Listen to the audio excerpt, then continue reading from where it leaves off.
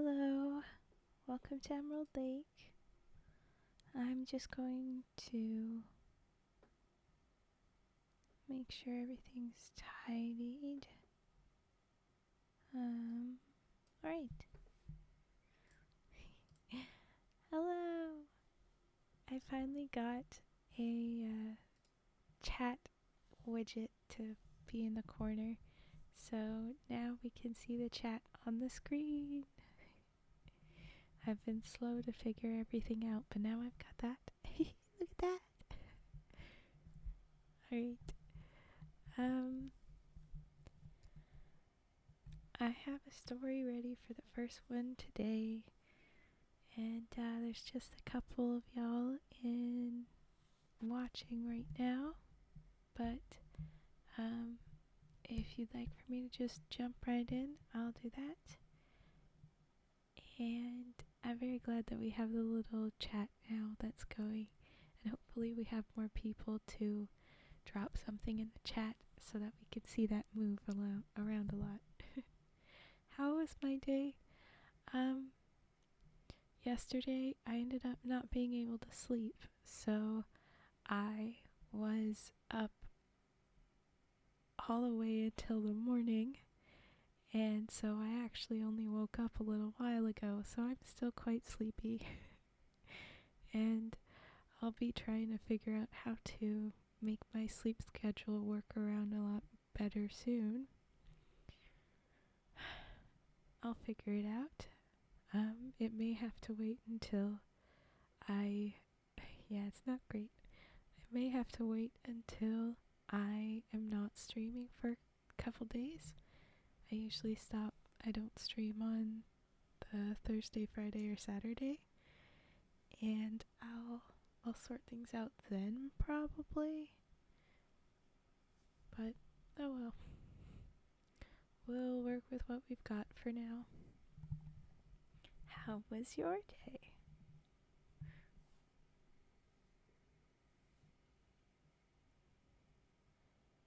I'm wondering if I should start changing my, oh, that's good. I'm glad it was good. I'm wondering if I should change my tag of ASMR to just chatting, because it's starting to do that. Ooh, new glasses is nice. You can see everything finally again, or you just have new frames and they all look nice. Either one's a nice thing to get.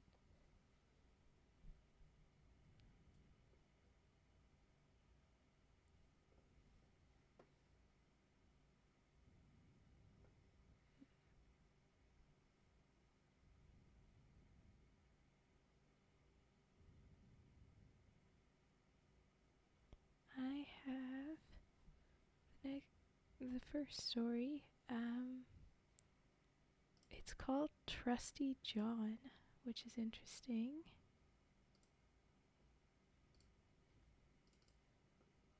Oh. Come on, thing.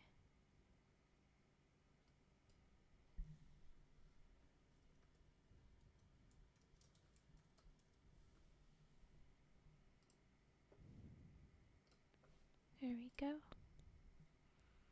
So, I'll get started on the story. It's not a very long one, so, but they are very fat paragraphs, we'll see. I don't know, we'll have to find out if he really is trusty. Usually what happens is they end up being very untrustworthy for a minute at least. We'll see how bad he is. Fat paragraphs, but not a very long story. So, here we go. Once upon a time there was an old king who was so ill that he thought to himself, "I am most likely on my deathbed." Then he said, "Send Trusty John to me." Now Trusty John was his favorite servant, and was so called because all his life he had served him so faithfully. When he approached the bed, the king spake to him, Most trusty John, I feel my end is drawing near, and I could face it without a care were it not for my son.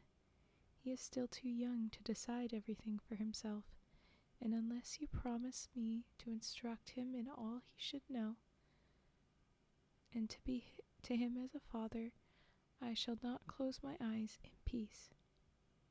Then Trusty John answered, I will never desert him, and I will serve him faithfully, even though it should cost me my life. Then the old king said, Now I die comforted and in peace. And then he went on, After my death you must show him the whole castle, all the rooms and the apartments and vaults, and all the treasures that lie within them.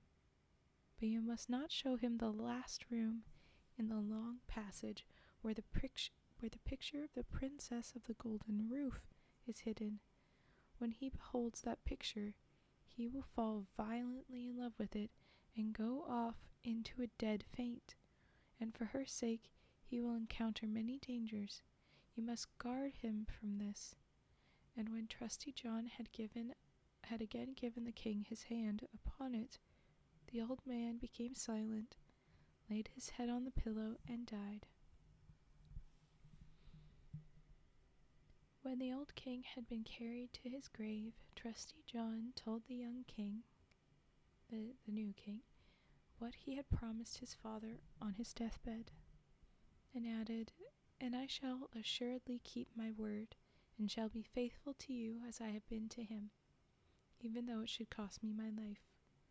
I don't know what he knows that this is going to cost him his life, but okay.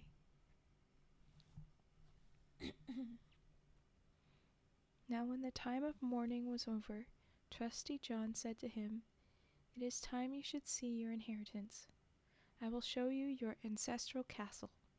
So he took him all over everything, and let him see all the riches and splendid apartments. Only the one room where the picture was he did not open. But the picture was placed so that if the door opened, you gazed straight upon it. And it was so beautifully painted that you imagined it lived and moved, and that it was the most lovable and beautiful thing in the whole world. But the young king noticed that Trusty John always missed one door. And he said, Why do you never open this one for me? There is something inside that would appall you, he answered. But the king replied, I have seen the whole castle and shall find out what is in there. And with these words he approached the door and wanted to force it open. But Trusty John held him back and said, I promised your father before his death that you shouldn't see what that room contains. It might bring both you and me to great grief. Ah, no, answered the young king. If I don't get in, it will be my certain destruction. I should have no peace, night or day, till I had seen what was in the room with my own eyes. Now I don't budge from the spot till you have opened the door.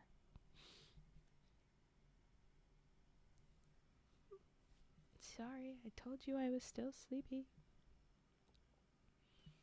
When Trusty John saw there was no way out of it, then Trusty John saw that oh my god. Hello, Violet. Welcome. Do you see that I have the chat? I put that up. Oh no, I have lost. Then Trusty saw that there was no way out of it, so with a heavy heart and many sighs he took the key from the big bunch. When he opened the door, he stepped in first, and thought to cover the likeness so that the king might not perceive it, but it was hopeless. The king stood on tiptoe and looked over his shoulder. And when he saw the picture of the maid, so beautiful and glittering with gold and precious stones, he fell swooning on the ground. Trusty John lifted him up, carried him to bed, and thought sorrowfully, The curse has come upon us, gracious heaven. What will be the end of it all? Then he poured wine down his throat till he came to himself again. The first words he spoke were, "Oh, who is the original of the beautiful picture?" "She is the princess of the golden roof," answered Trusty John. Then the king continued, "My love for her is so great that if all the leaves on the trees had tongues, they could not express it. My very life depends on winning her. You are my most trusty John. You must stand by me."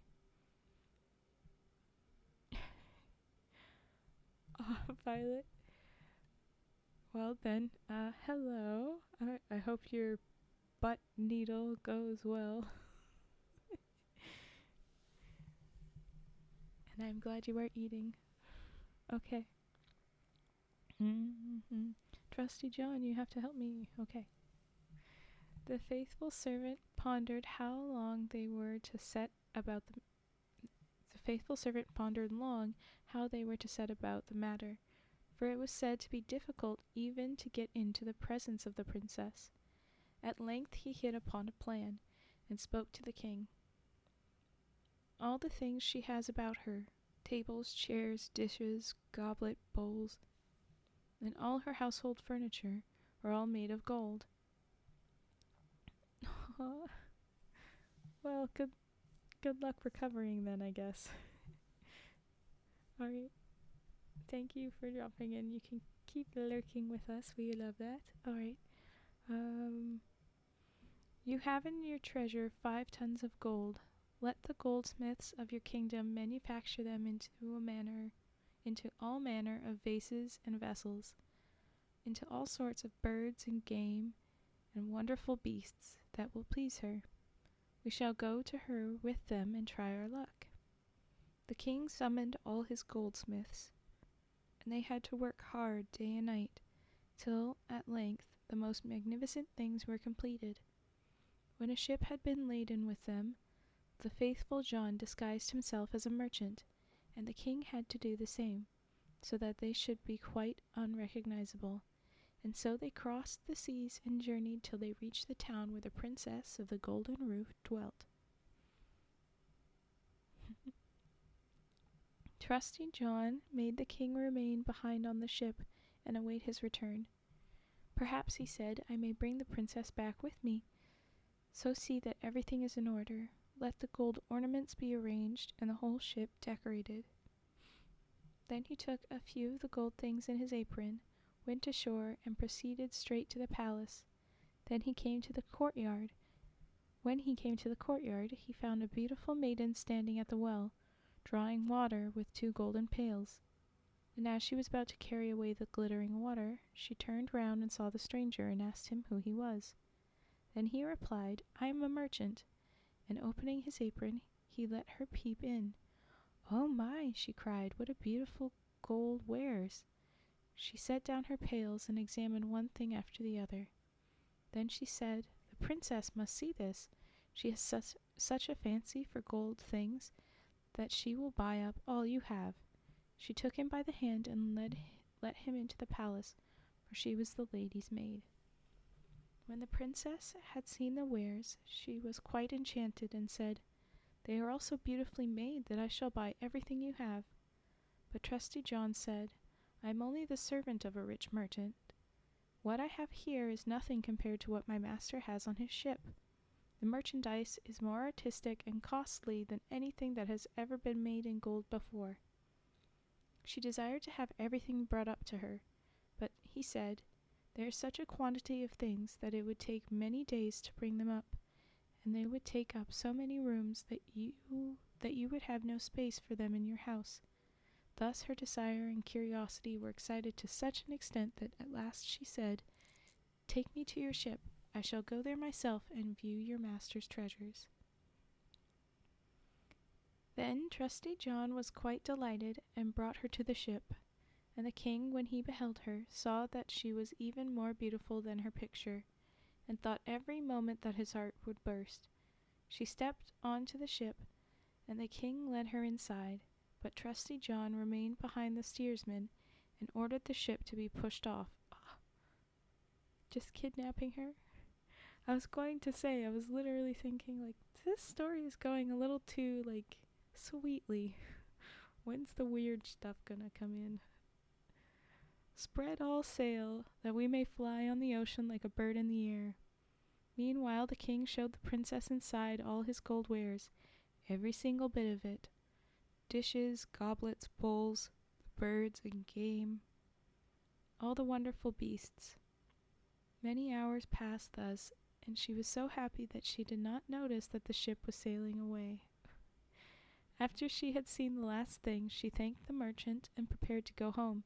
But when she came to the ship's side, she saw that they were on the high seas, far from land, and that the ship was speeding on its way under full canvas.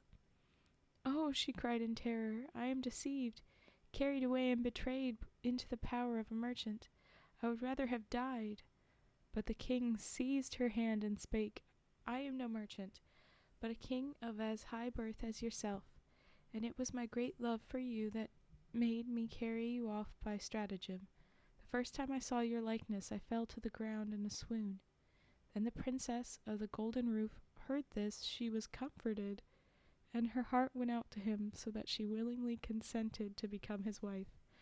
Literally, just because he's a king and thought her pretty. Like, the merchant would have thought you pretty too. I don't know. Okay. Now it happened one day while they were sailing on the high seas, that Trusty John, sitting on the forepart of the ship, fiddling away to himself, observed 3 ravens in the air flying toward him. He ceased playing and listened to what they were saying, for he understood their language. The one croaked, "Aha, so he's bringing the princess of the golden roof home." "Yes," answered the second, "but he's not got her yet." "Yes, he has," spake the third, "for she's sitting beside him on the ship." Then number 1 began again and cried, "That'll not help him. When they reach the land, a chestnut horse will dash forward to greet them. The king will wish to mount it, and if he does, it will gallop away with him and disappear into the air, and he will never see his bride again." "Is there no escape for him?" asked number 2. "Oh yes, if someone else mounts quickly and shoots the horse dead with the pistol that is sticking in the holster, then the young king is saved." "But who's to do that? And anyone who knows it and tells him will be turned into stone from his feet to his knees." Then spake number 2, "I know more than that. Even if the horse is slain, the young king will still not keep his bride. When they enter the palace together, they will find a ready-made wedding shirt in a cupboard, which looks as though it were woven of gold and silver, but is really made of nothing but sulfur and tar. When the king puts it on, it will burn him to his marrow and bones." Number 3 asked, "Is there no way of escape then?" "Oh yes," answered number 2, "if someone seizes the shirt with gloved hands and throws it into the fire and lets it burn, then the young king is saved. But what's the good?" "Hi, Fedster. But what's the good? Anyone knowing this and telling it will have half his body turned into stone." "What?" "Then from his knees to his heart." Then number 3 spake, "I know yet more. Though the bridal shirt to be burnt, the king hasn't even then secured his bride. When the dance is held after the wedding, and the young queen is dancing, she will suddenly grow deadly white and drop down like one dead, and unless someone lifts her up and draws 3 drops of blood from her right side and spits them out again, she will die. But if anyone who knows this betrays it, he will be turned into stone from the crown of his head to the soles of his feet." When the ravens had thus conversed, they fled onward, but Trusty John had taken it all in. Oh, I thought that this was the king that did that. Oh, okay, Trusty John had heard it all, and was sad and depressed from that time forward. For if he were silent to his master concerning what he had heard, he would involve him in misfortune, but if he took him into his confidence, then he himself would forfeit his life. At last he said, "I will stand by my master, though it should be my ruin." So he's going to have to do all those interventions without telling anyone that he knows. all because some ravens say so? I'm a little like, how do we know the ravens have good information, But that's not the logic of this world, so what am I doing? Okay, Trusty John, be trusty. We need you to continue to be you. Now, when they drew near the land, it came to pass just as the ravens had predicted, and a splendid chestnut horse bounded forward. "Capital," said the king. "This animal shall carry me to my palace," and was about to mount, but Trusty John was too sharp for him, and springing up quickly, seized the pistol out of the holster and shot the horse dead. Then the other servants of the king, who at no time looked favorably on Trusty John, cried out, "What a sin to kill the beautiful beast that was to bear the king to his palace!" But the king spake. I always have good information. That's me. That's not 3 birds. I don't know about them. The king spake, "Silence, let him alone. He is ever my most trusty John.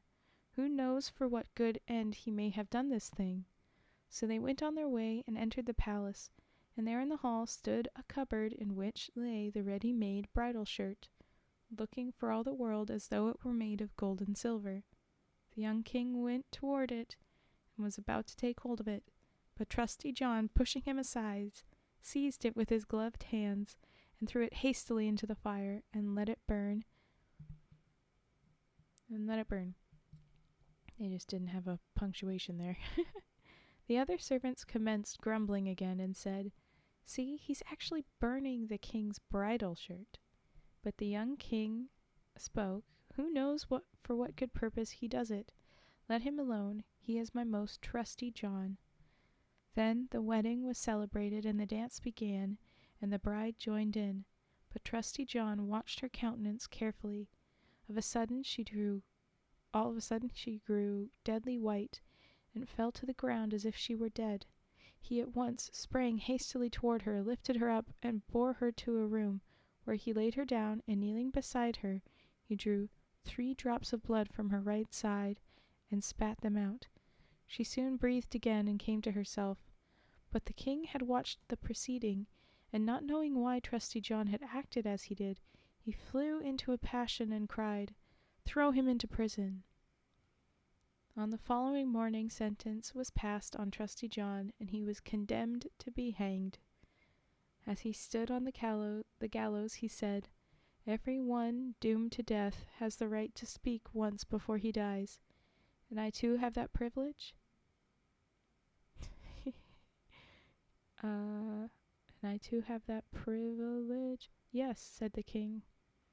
"It shall be granted to you." So Trusty John spoke, "I am unjustly condemned, for I have always been faithful to you." And he proceeded to relate how he had heard the raven's conversation on the sea, and how he had to do all he did in order to save his master. Then the king cried, "Oh, my Trusty John, pardon, pardon, take him down." But as he uttered the last word, Trusty John had fallen lifeless to the ground and was a stone, because he spoke about it. But now I'm just wondering, okay, but why did all this happen? Like, who was conniving to, like, ruin this new king? Why were those things going to happen to him? And how did the ravens know? The king and queen were in despair, and the king spake, "Ah, how ill I have rewarded such a great fidelity. Oh my God, Death Noah, this again." "You are very nice." And now we have a bunch more people that have the little frogs. Death Noah has given subs out to people. I guess I'll have to update that goal. Thank you very much. Hopefully we see all these people in the chat soon enough. But alright. Oh, how ill I have rewarded such great fidelity. It made them lift up the stone image and place it in his bedroom near his bed. I mean, that's just a little bit creepy. Put it in a town square, but in your bedroom? with your new wife? Like, literally, this is. Uh. As often as he looked at it, he wept and said, "Oh, if I could only restore you to life, my most trusty John." After a time, the queen gave birth to twins, two small sons who throve, like thrived, and grew, and were a constant joy to her. One day, when the queen was at church and the two children sat and played with their father, he gazed again, full of grief, on the stone statue and sighing, wailed, "Oh, if I could only restore you to life, my most trusty John." Suddenly the stone began to speak and said, "Yes, you can restore me to life again if you prepare to sacrifice what you hold most dear." Oh, don't do this. Don't do this. Oh, no. And the king cried out, "All I have in the world I will give up for your sake." The stone continued, "If you cut off your own hand, the heads of your two children, and smear me with their blood, I shall come back to life." The king was aghast when he heard that. He had himself to put. Oh my gosh, and another follower. Yay! Oh, all the goals are being met. Okay.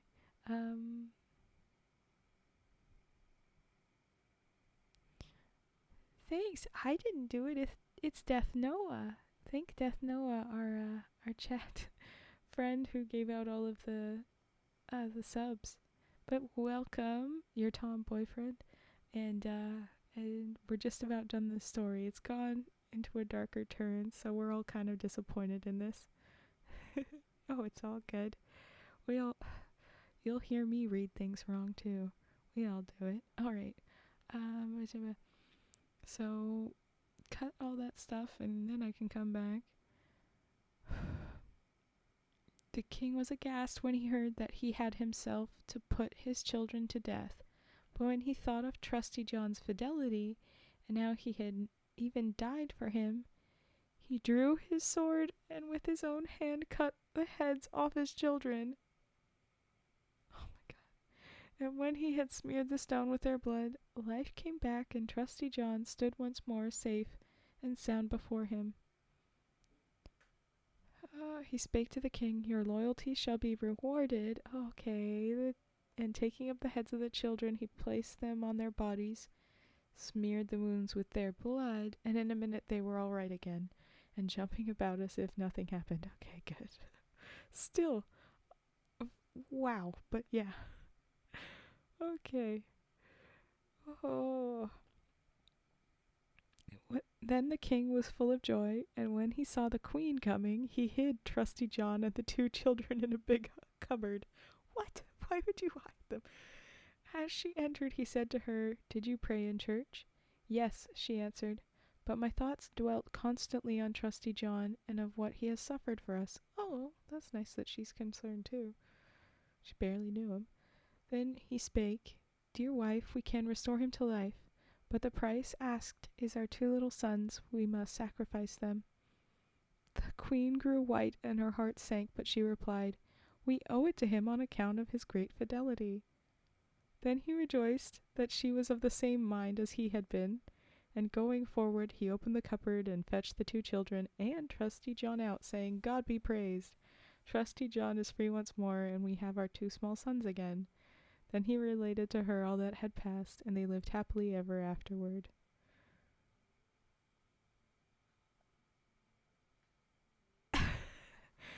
Yeah, to be fair, he didn't really see exactly why. Like, what the king saw when he took the bride is like he just took her to a different room. And then,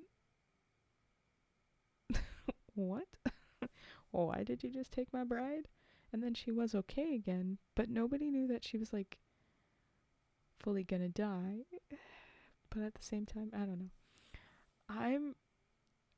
I'm not sure how I feel about him being like, "Oh wait, no, now hide." And I'm gonna tell my wife what happened, all right? But I'm gonna do it in a sort of way that's kind of like a prank. Just watch. Because like, what? Why would you do it that way? And I am glad that that he was glad that they were on the same page. But wow, it's nuts. Uh, sorry if my chair is loud.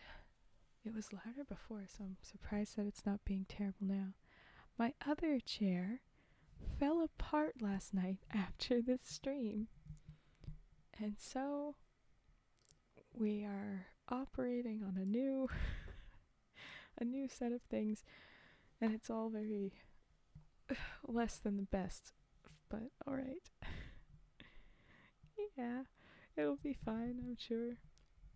It's just I know that this chair can sometimes also make big noises. We'll find out.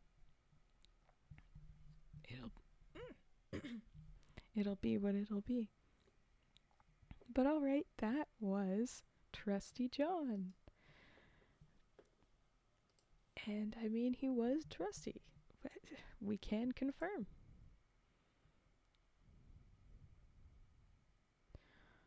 Oh, wow. Okay. I have to check something.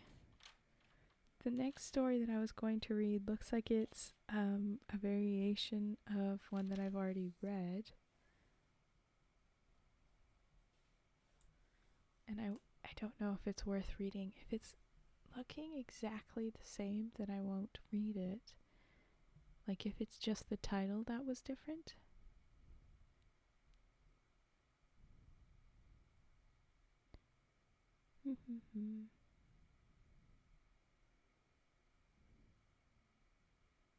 It looks like it's the exact same. Then I won't bother. It was The Valiant Little Tailor. I read... Wow, let's look at my notes. I read February 6th. Haha. I've got my little notes. And this version is just called The Brave Little Tailor, so one word different. And the next one will be A Voyage to Lilliput, so that'll be fun. Alright, then be safe. Put the frickin' device down. Don't be chatting. But yeah, sounds good. I will be doing A Voyage to Lilliput next. If people are looking for triggers or wanting to chat, you can drop that in now. And I am going to run an ad quickly so that I can buy more time to read the next stories without interruptions and such. But yeah, and then we'll go into A Voyage to Lilliput unless someone requests something else. Alright, here's the very annoying little ads. Alright. Do I have a favorite story? I've definitely got a couple of favorites from what we've read so far, like what I've done in these streams. My favorite right now is The Story of the Youth Who Went Forth to Learn What Fear Was. I thought it was just the perfect kind of positive chaos, where it was unhinged, but not in a cringy or concerning way. It was just ridiculous, and I do love that. But, oh, and I also loved The White Cat. That was also very fun. But I don't know if I have a favorite story in the broader, like that feels like there's so many options. I would no sooner pick a favorite star from the heavens, I think is a quote that I'm remembering. There are too many. Do you have a favorite, Death Noah? Maybe a favorite from the streams or in general?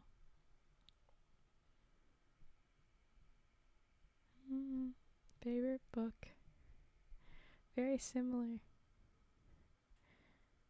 Yes, I saw my freaking thing doing the alert that the follower goal was met. That was already met. Just ran it again. Favorite book. There's a bunch that come to mind.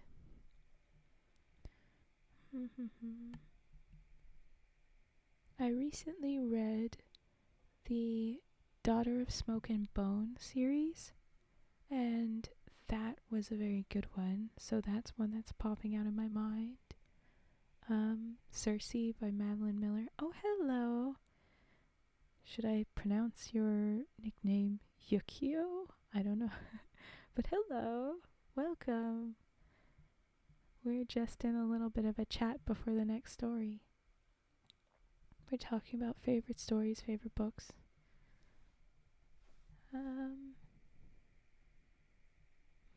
Yeah, those are the stories that are popping out of my mind right now. But again, like, favorite overall, I'm not sure.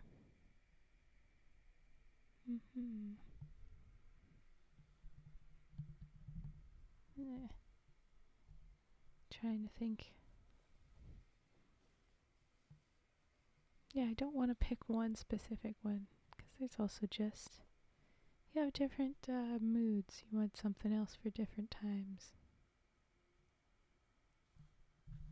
But alright,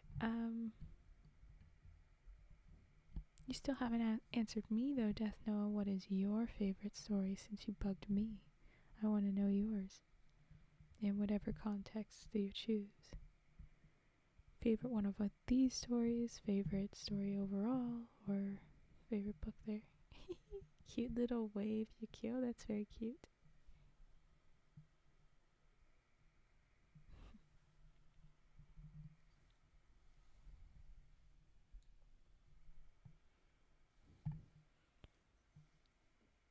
I'm gonna start prepping the text of Voyage to Lilliput, since that'll be the next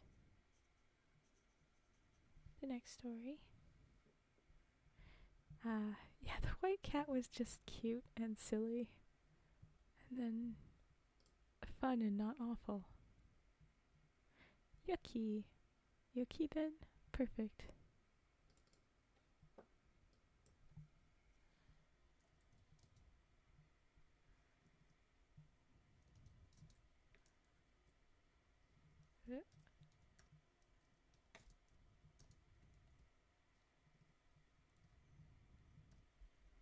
Typing with one hand and also having a pencil in it. It got...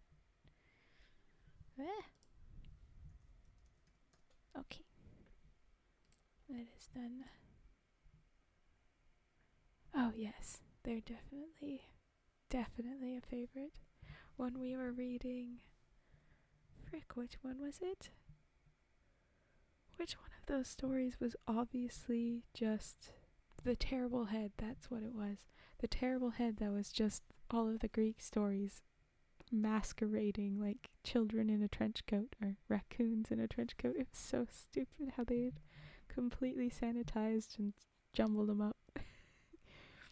I was thinking so much of all the Percy Jackson books, how they've kind of jumbled up their favorite stories too, but at least they kept the root of things. Good evening, Cage Nightwind. We were just chatting about favorite stories before. Oh, I realized. Yeah, I haven't shown that yet. Cool. Before we start the next story, which is A Voyage to Lilliput. So I'm going to start reading that one. But we were talking about favorite stories, so you can drop that in the chat. You guys can chat about that while I'm reading if you'd like. I'll do my best to not get fully distracted, because I tend to do that. Alright. Here we go. Voyage to Lilliput. Chapter 1, because this one does have chapters, but they're They're not that long. I think we could probably take a short break at like chapter 3, the end of chapter 3, just where I get some water before we dive into the rest of it. But yeah, okay.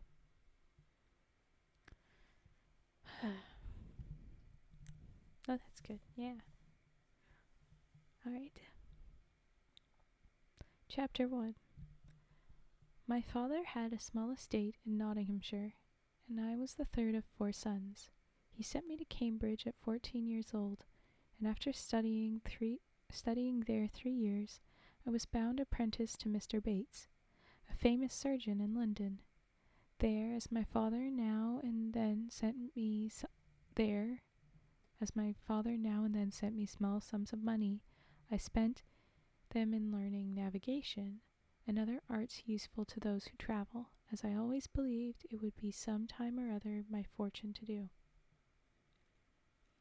3 years after my leaving him, my good master, Mr. Bates, recommended me a ship's surgeon to the Swallow, on which I voyaged 3 years. When I came back, I settled in London, and having taken part of a small house, I married Miss Mary Burton, daughter of Mr. Edmund Burton, hosier.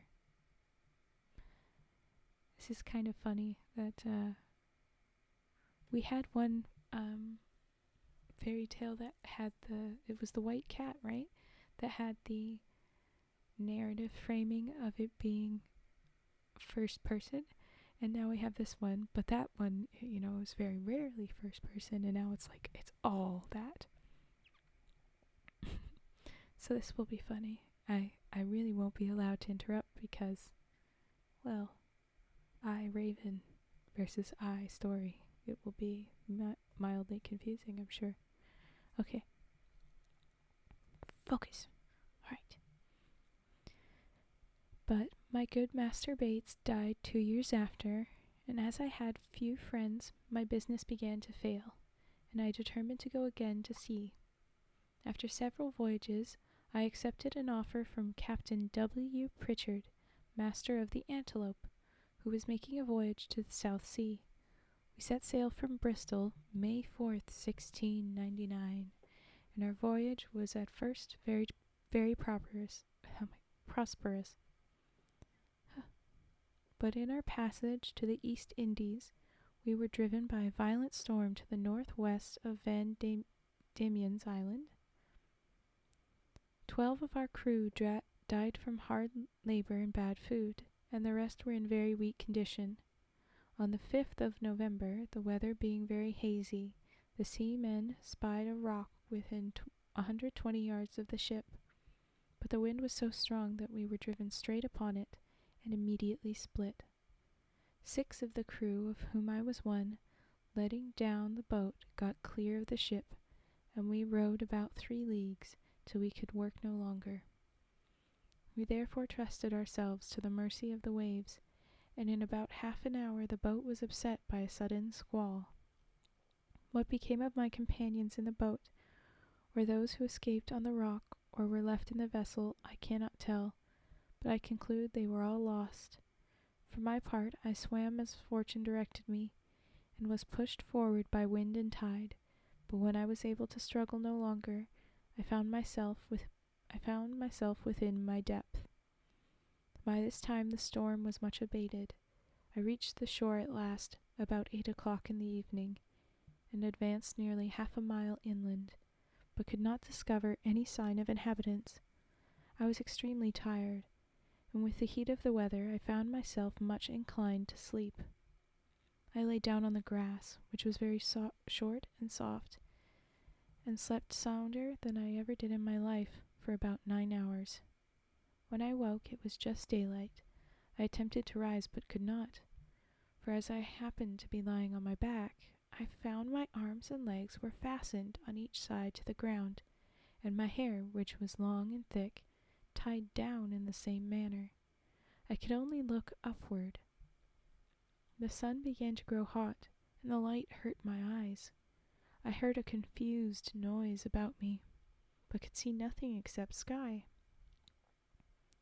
In a little time I felt something alive and moving on my left leg, which, advancing gently over my breast, came almost up to my chin. When, bending my eyes downward, I perceived it to be a human creature, not 6 inches high, with a bow and arrow in his hands and a quiver at his back. In the meantime, I felt at least 40 more following the first. I was in the utmost astonishment, and roared so loud that they all ran back in affright, and some of them were hurt with the falls they got from leaping from my sides upon the ground.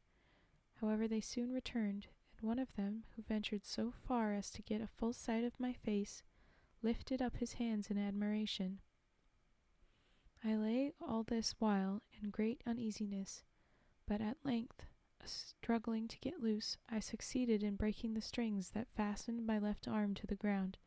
At the same time, with a violent pull that gave me extreme pain, I a little loosened the strings that tied down my hair, so that I was just able to turn my head about 2 inches. But the creatures ran off a second time before I could seize them, whereupon there was a great shout, and in an instant I felt above 100 arrows discharged on my left hand, which prickled me like so many needles. Just seeing your comment, Cage Nightwind.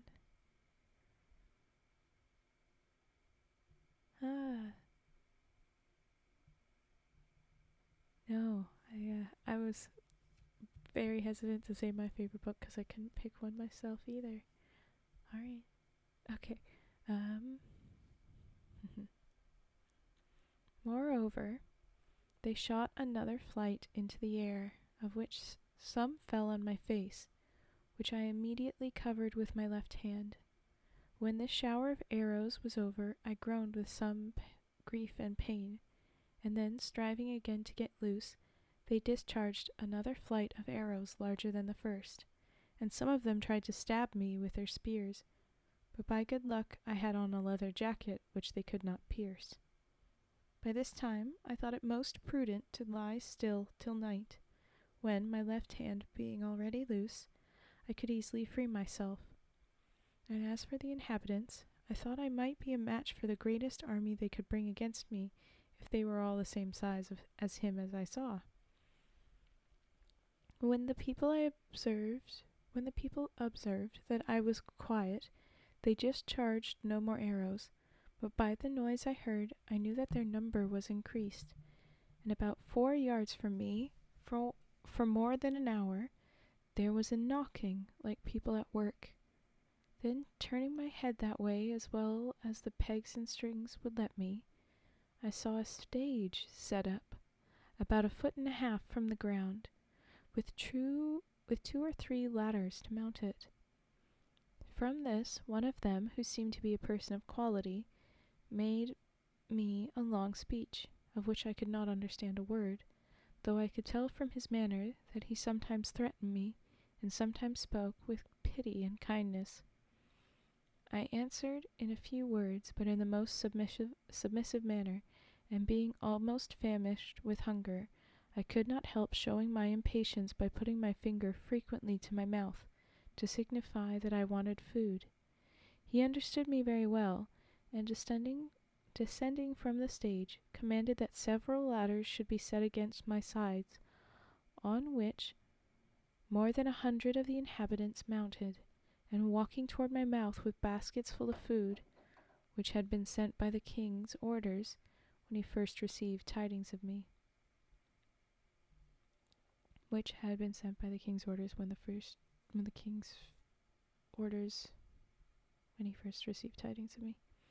There were legs and shoulders like mutton, but smaller than the wings of a lark.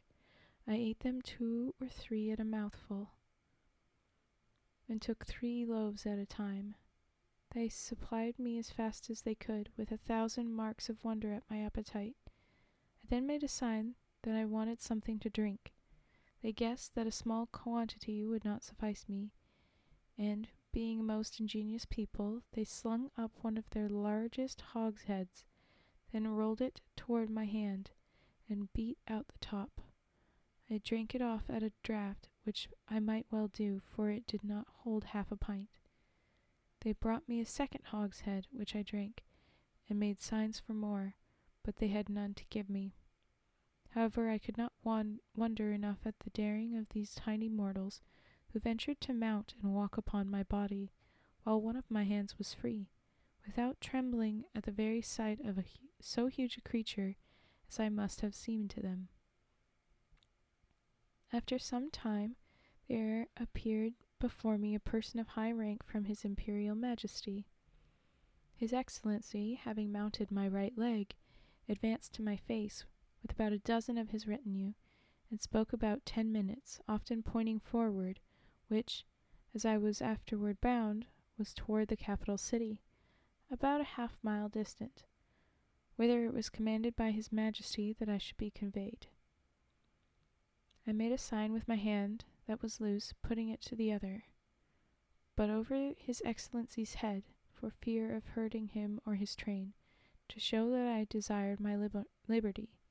He seemed to understand me well enough, for he shook his head, though he made other signs to let me know that I should have meat and drink enough and very good treatment.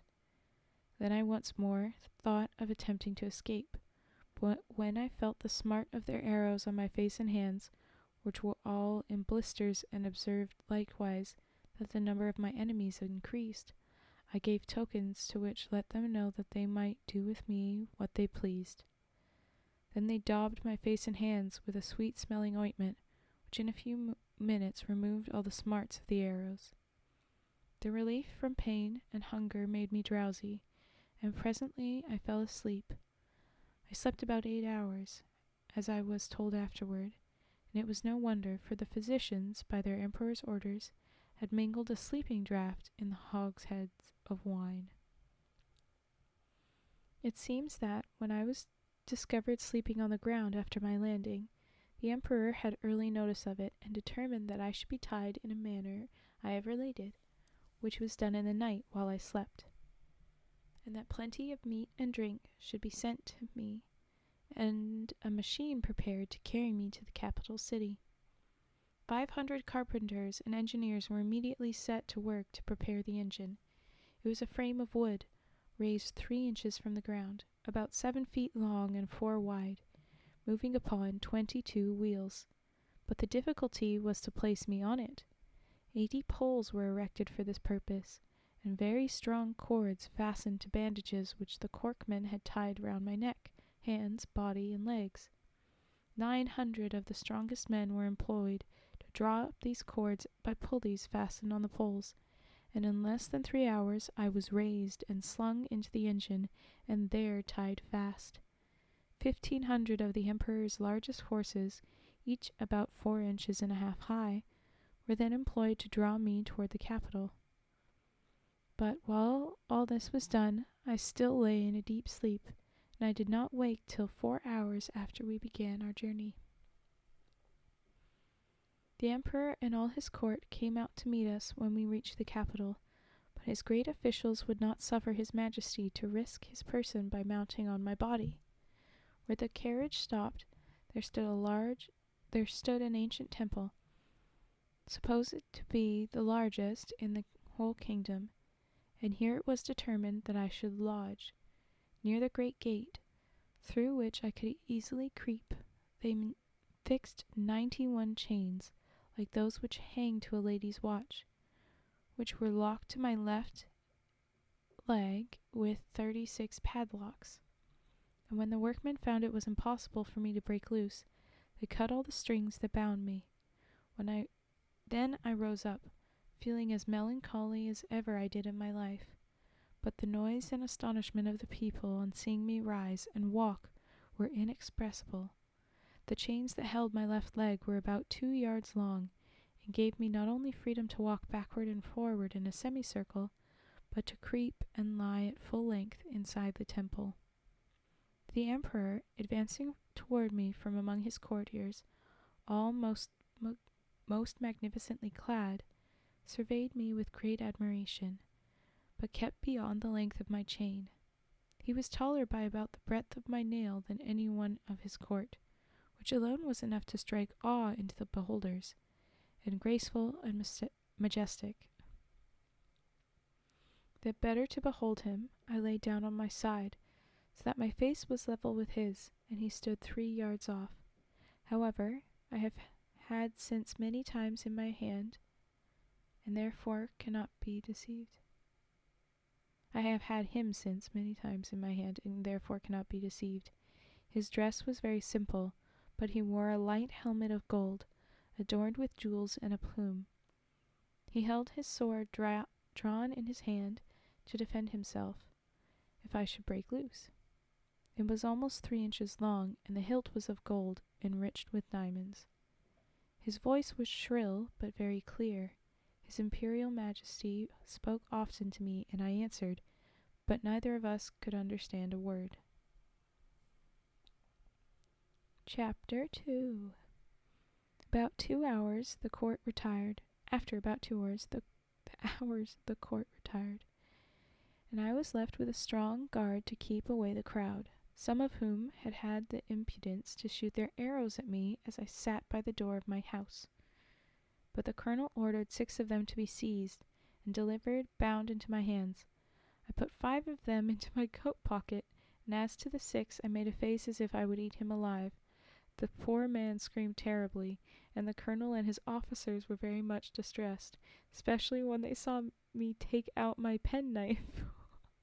But I soon set them at ease, for cutting the strings he was bound with, I put him gently on the ground, and away he ran. I treated the rest in the same manner, taking them one by one out of my pocket, and I saw that both the soldiers and people were delighted at this mark of my kindness. Toward night I got with some difficulty into my house, where I lay on the ground, as I had to do for a fortnight, till a bed was prepared for me out of 600 beds of the ordinary measure. 600 servants were appointed me, and 300 tailors made me a suit of clothes. Moreover, 6 of His Majesty's greatest scholars were employed to teach me their language, so that soon I was able to converse after a fashion with the emperor, who often honored me with his visits. The first words I learned were to desire that he would please to give me my liberty, which I every day repeated on my knees, but he answered that this must be a work of time, and that first I must swear a peace with him and his kingdom. He told me also that by the laws of the nation I must be searched by 2 of his officers, and that as this would not be done without my help, he entrusted them in my hands, and whatever they took from me should be returned when I left the country. I took up the 2 officers and put them into my coat pockets. These gentlemen, having pen, ink, and paper about them, made an exact list of everything they saw, which I after translated to English, and which ran as follows. In the right coat pocket of the great man Mountain, we found only one great piece of coarse cloth, large enough to cover the carpet of your Majesty's chief room of state. In the left pocket we saw a huge silver chest, with a silver cover, which we could not lift. We desired that it should be opened, and one of us, stepping into it, found himself up to the mid-leg in a sort of dust, some of which, flying into our faces, sent us both into a fit of sneezing. In his right waistcoat pocket we found a number of white, thin substances, folded one over another, about the size of 3 men, tied with strong cable and marked with black figures, which we humbly conceived to be writings. In the left there was a sort of engine, from the back of which extended 20 long poles, with which we conjecture the man Mountain combs his head. In the smaller pocket on the right side were several round, flat pieces of white and red metal, of different sizes. Some of the white, which appeared to be silver, were so large and heavy that my comrade and I could hardly lift them. From another pocket hung a huge silver chain, with a wonderful kind of engine fastened to it, a globe half silver and half of some transparent metal, for on the transparent side we saw some strange figures, and thought we could touch them till we found our fingers stopped by the shining substance. This engine made an incessant noise, like a watermill, and we conjecture it is either some unknown animal or the god he worships, but probably the latter, for he told us that he seldom did anything without consulting it. This is a list of what we found about the body of the man-mountain, who treated us with great civility. I had one private pocket which escaped their search, containing a pair of spectacles and a small spy-glass, which, being of no consequence to the emperor, I did not think myself bound in honor to discover. Chapter 3. Oh, see, there's the loud chair clack. Sorry about that. Chapter 3. My gentleness and good behavior gained so far on the emperor and his court, and indeed on the people in general, that I began to have hopes of getting my liberty in a short time. The natives came by degrees to be less fearful of danger from me. I would sometimes lay down and let 5 or 6 of them dance on my hand, and at last the boys and girls ventured to come and play in hide-and-seek in my hair. The horses of the army and the royal stables were no longer shy, having been daily led before me, and one of the emperor's huntsmen on a large courser took my foot, shoe and all, which was indeed a prodigious leap. I amused the emperor one day in a very extraordinary manner. I took 9 sticks and fixed them firmly in the ground in a square. Then I took 4 other sticks and tied them parallel at each corner, about 2 feet from the ground. I fastened my handkerchief to the 9 sticks that stood erect, and extended it on all sides till it was as tight as the top of a drum. And I desired the emperor to let a troop of his best horse, 24 in number, come and exercise upon this plain. His Majesty approved of the proposal, and I took them up one by one, with the proper officers to exercise them. As soon as they got into order, they divided into 2 parties, discharged blunt arrows, drew their swords, and fled and pursued, and in short, showed the best military discipline I ever beheld.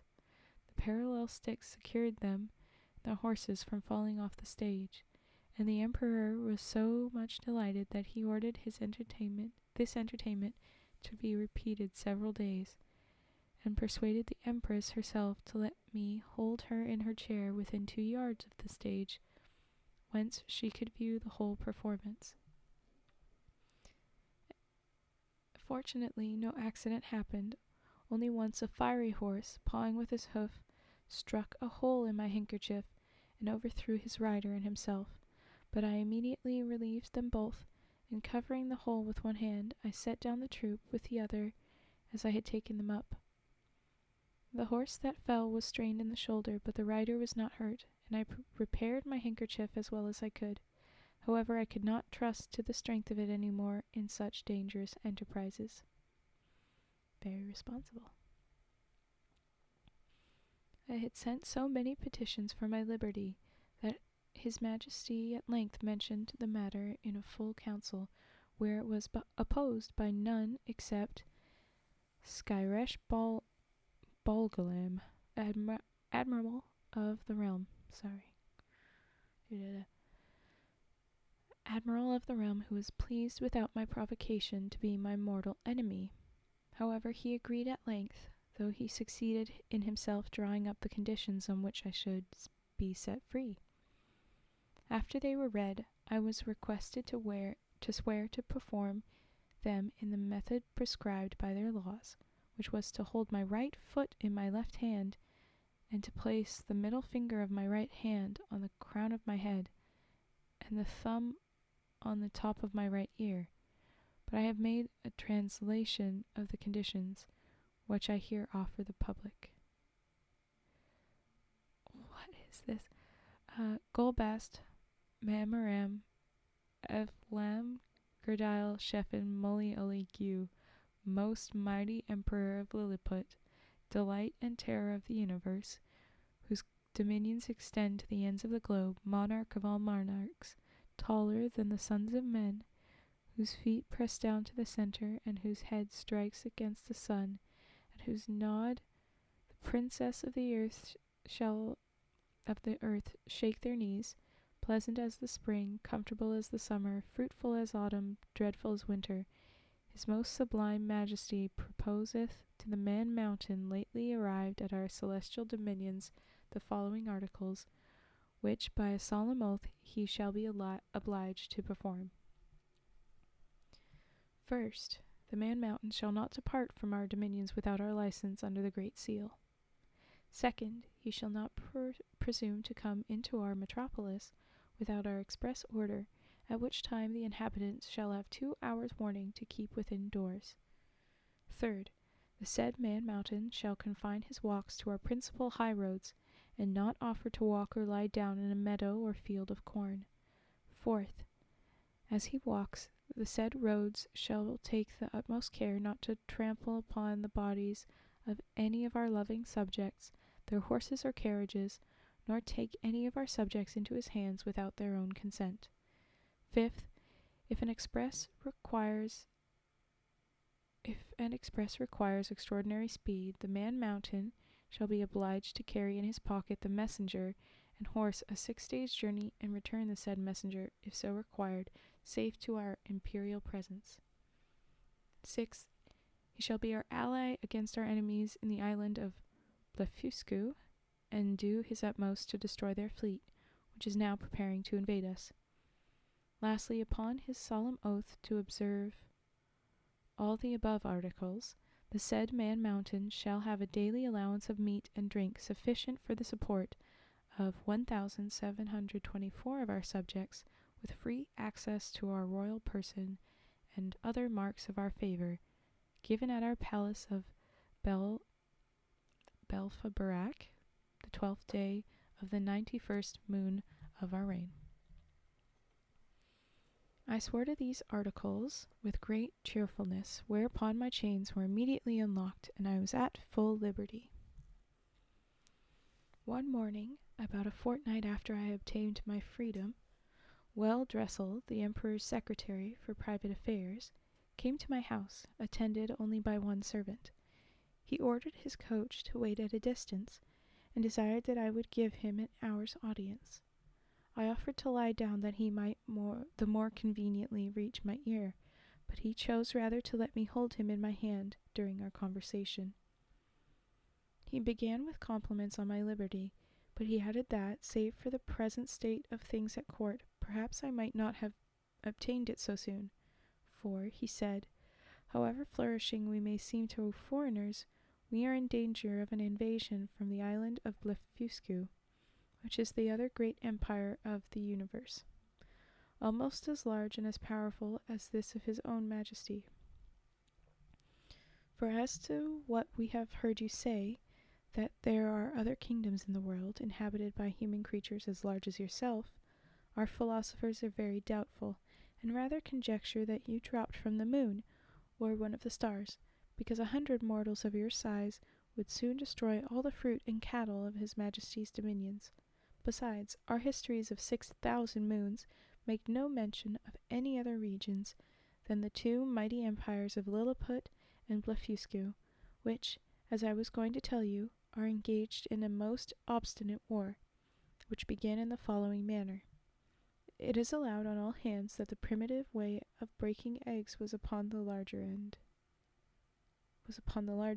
but his majesty's grandfather, while he was a boy, going to eat an egg and breaking it in according to the ancient practice, happened to cut off one of his fingers, whereupon the emperor his father made a law commanding all his subjects break the smaller of their eggs. The people so highly resented this law that there have been 6 rebellions raised on that account, wherein one emperor lost his life and another his crown. It is calculated that 1,100 persons have at different times suffered rather than break their eggs at the smaller end. But these rebels, the Bigendians, have found so much encouragement at the Emperor of Blefuscu's court, to which they always fled for refuge, that a bloody war, as I said, has been carried on between the 2 empires for 36 moons, and now the Blefuscudians have equipped a large fleet and are preparing to descend upon us. Therefore, His Imperial Majesty, placing great confidence in your valor and strength, has commanded me to set the case before you. I desired the secretary to present my humble duty to the Emperor, and to let him know that I was ready, at the risk of my life, to defend him against all invaders. And that is the end of chapter 3. And as I said before chapter 4, I'll just take a minute. It's just the 2 more chapters, but they are the meatier. I will say, this man is already like, okay, yeah, I'll defend you against invaders. Immediately. Okay. But then also that you would start a huge war over which end of your egg that you break. I also don't know how you cut your finger off, but anyway. Wow. Okay. I've never actually read this story. I've just seen all the little remake bits and stuff like that, so this is fun. Alright. Oh, just a quick BRB, and then I'll keep going.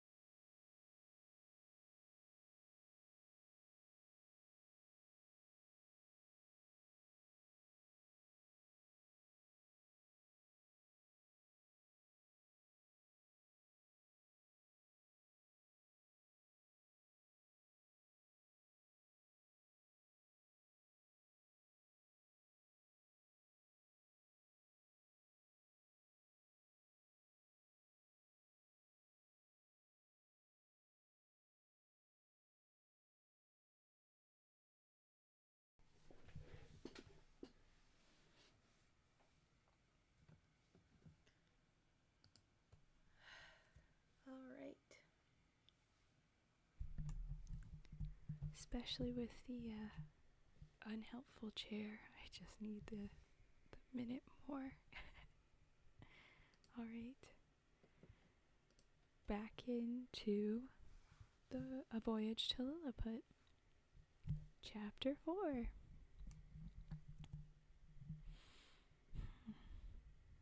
I told you I wouldn't be gone long. I just needed a big step out. Alright. It was not long before I communicated to His Majesty the plan I formed for seizing the enemy's whole fleet.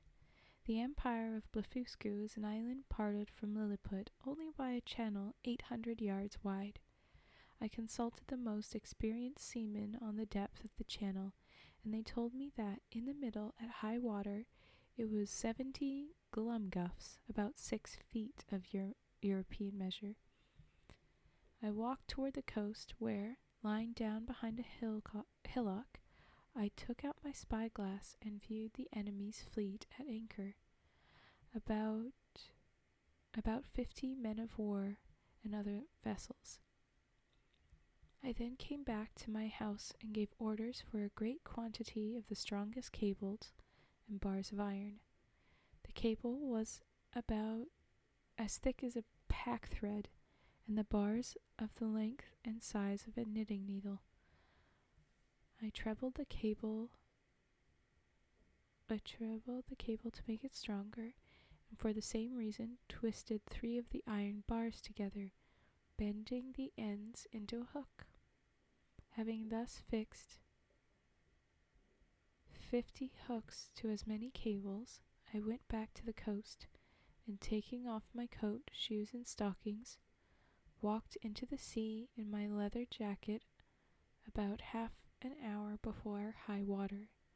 I waded with what haste I could, swimming in the middle about 30 yards, till I felt ground, and thus arrived at the fleet in less than half an hour. The enemy was so frightened that when they saw me, that they leaped out of their ships and swam ashore, where there could not be fewer than 30,000. Then, fastening a hook to the hole at the prow of each ship, I tied all the cords together at an end.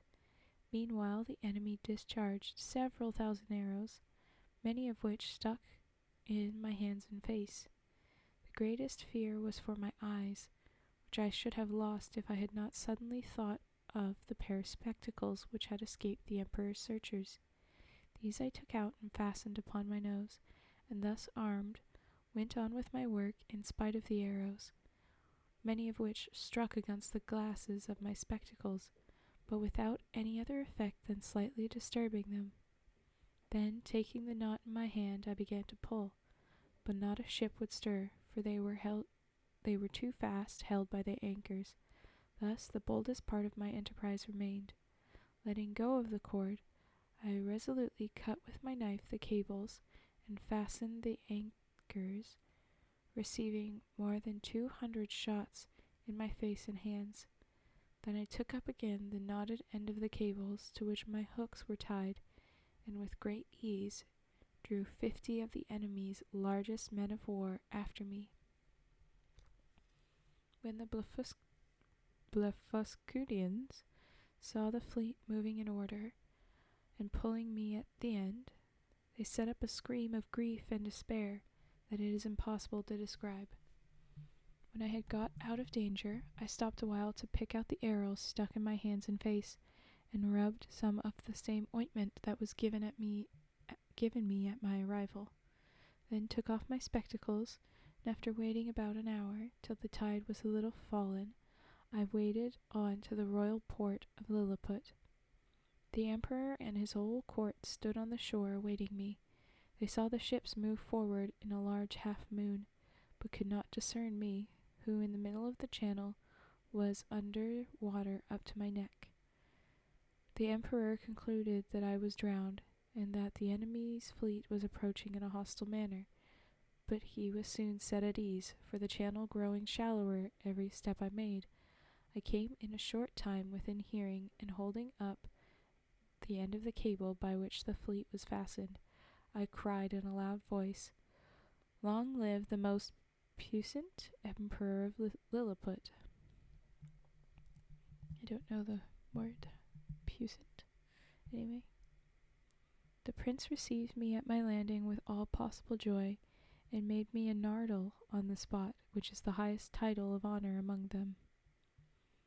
His Majesty desired that I would take some opportunity to bring all the rest of his enemy's ships to his ports, and seemed to think of nothing less than conquering the whole empire of Blefuscu, and becoming the sole monarch of the world.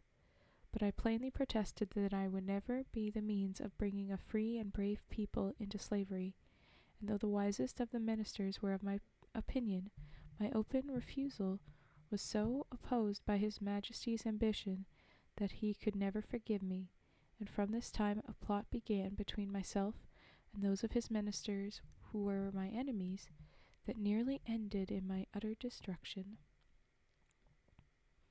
About 3 weeks after this exploit there arrived an embassy from Blefuscu with humble offers of peace, which was soon concluded on terms very advantageous to our emperor. There were 6 ambassadors with a train of about 500 persons, all very magnificent.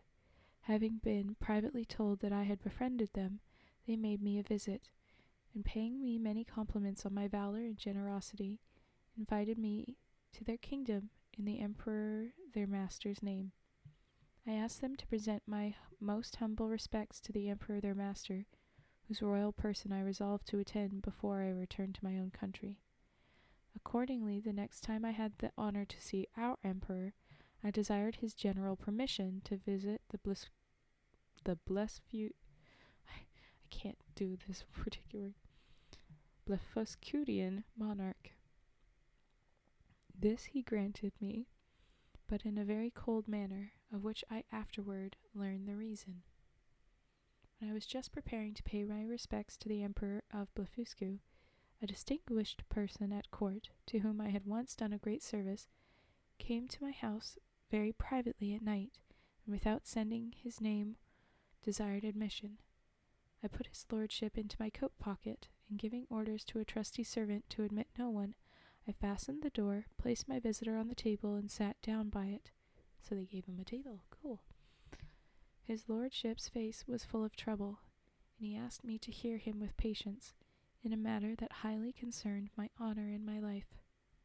You are aware, he said, that Skyresh Bolgolam has been your mortal enemy ever since your arrival, and his hatred is increased since your great success against Blefuscu, by which his glory as admiral is obscured.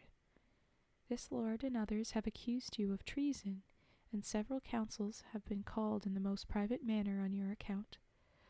Out of gratitude for your favors, I procured information of the whole proceedings, venturing my head for your service, and this was the charge against you. First, that you, having brought the imperial fleet of Blefuscu into the royal port, were commanded by his majesty to seize all the other ships and put to death all big Indian exiles, and also all the people of the empire who would not immediately consent to break their eggs at the smaller end, and that, like a false traitor to his most serene majesty, you excused yourself from the service on pretense of unwillingness to force the consciences and destroy the liberties and lives of an innocent people. Again, when the ambassadors arrived from the court of Blefuscu like a false traitor, you aided and entertained them, though you knew them to be servants of a prince lately in open war against his imperial majesty. Moreover, you are now preparing, contrary to the duty of a faithful subject, to voyage to the court of Blefuscu.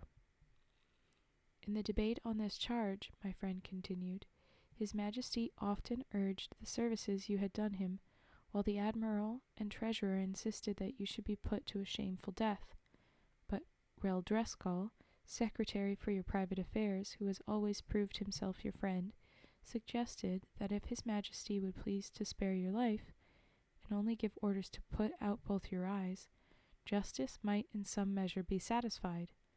At this, Bolgolam rose up in a fury, wondering how the secretary dared desire to preserve the life of a traitor. And the treasurer, pointing out the expense of keeping you, also urged your death, but his majesty was graciously pleased to say that since the council brought the loss of your eyes to an easy punishment, some other might afterward be inflicted, and the secretary, humbly desiring to be heard again, said that, as to expense, your allowance might be gradually lessened, so that, for want of sufficient food, you should grow weak and faint and die in a few months, when his majesty's subjects might cut your flesh from your bones and bury it, leaving the skeleton for the admiration of posterity. Thus, through the great friendship of the secretary, the affair was arranged. It was commanded that the plan of starving you by degrees should be kept a secret, but the sentence of putting out your eyes was entered in the books. In 3 days, your friend the secretary will come to your house and read the accusation before you, and point out the great mercy of his majesty that only condemns you to the loss of your eyes, which he does not doubt you will submit to humbly and gratefully. What? 20 of his majesty's surgeons will attend to see the operation well performed, by discharging very sharp pointed arrows into the balls of your eyes as you lie on the ground. I leave you, said my friend, to consider what measures you will take, and to escape suspicion I must immediately return as secretly as I came. Just going to interrupt the story for a second to say, a blind giant isn't really a great idea. Just thinking that, they're expecting him to slowly get faint and die, but if you were to blind your giant, then he wouldn't be able to watch where he stepped. So if he ever had to go anywhere, it would be very, very difficult for people to make sure that he got somewhere without doing destruction. There's no one also big to guide him. can't see where he's going. That's a disaster waiting to happen. What are you guys thinking? Okay.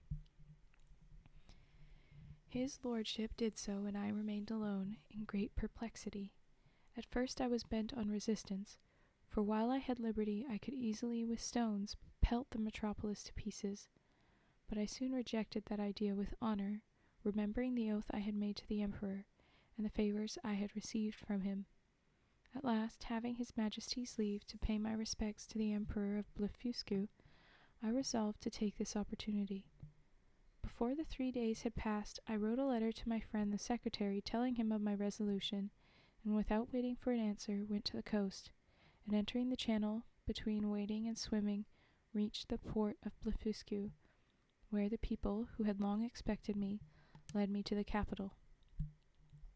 His Majesty, with the royal family and great officers of the court, came out to receive me, and they entertained me in a manner suited to the generosity of so great a prince.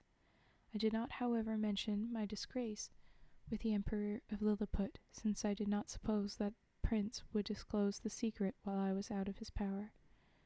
But in this it soon appeared I was deceived. Chapter 5. 3 days after my arrival, walking out of curiosity to the northeast coast of the island, I observed at some distance in the sea something that looked like a boat overturned. I pulled off my shoes and stockings, and wading 200 or 300 yards, I plainly saw it to be a real boat, which I supposed might be by some tempest have been driven from a ship.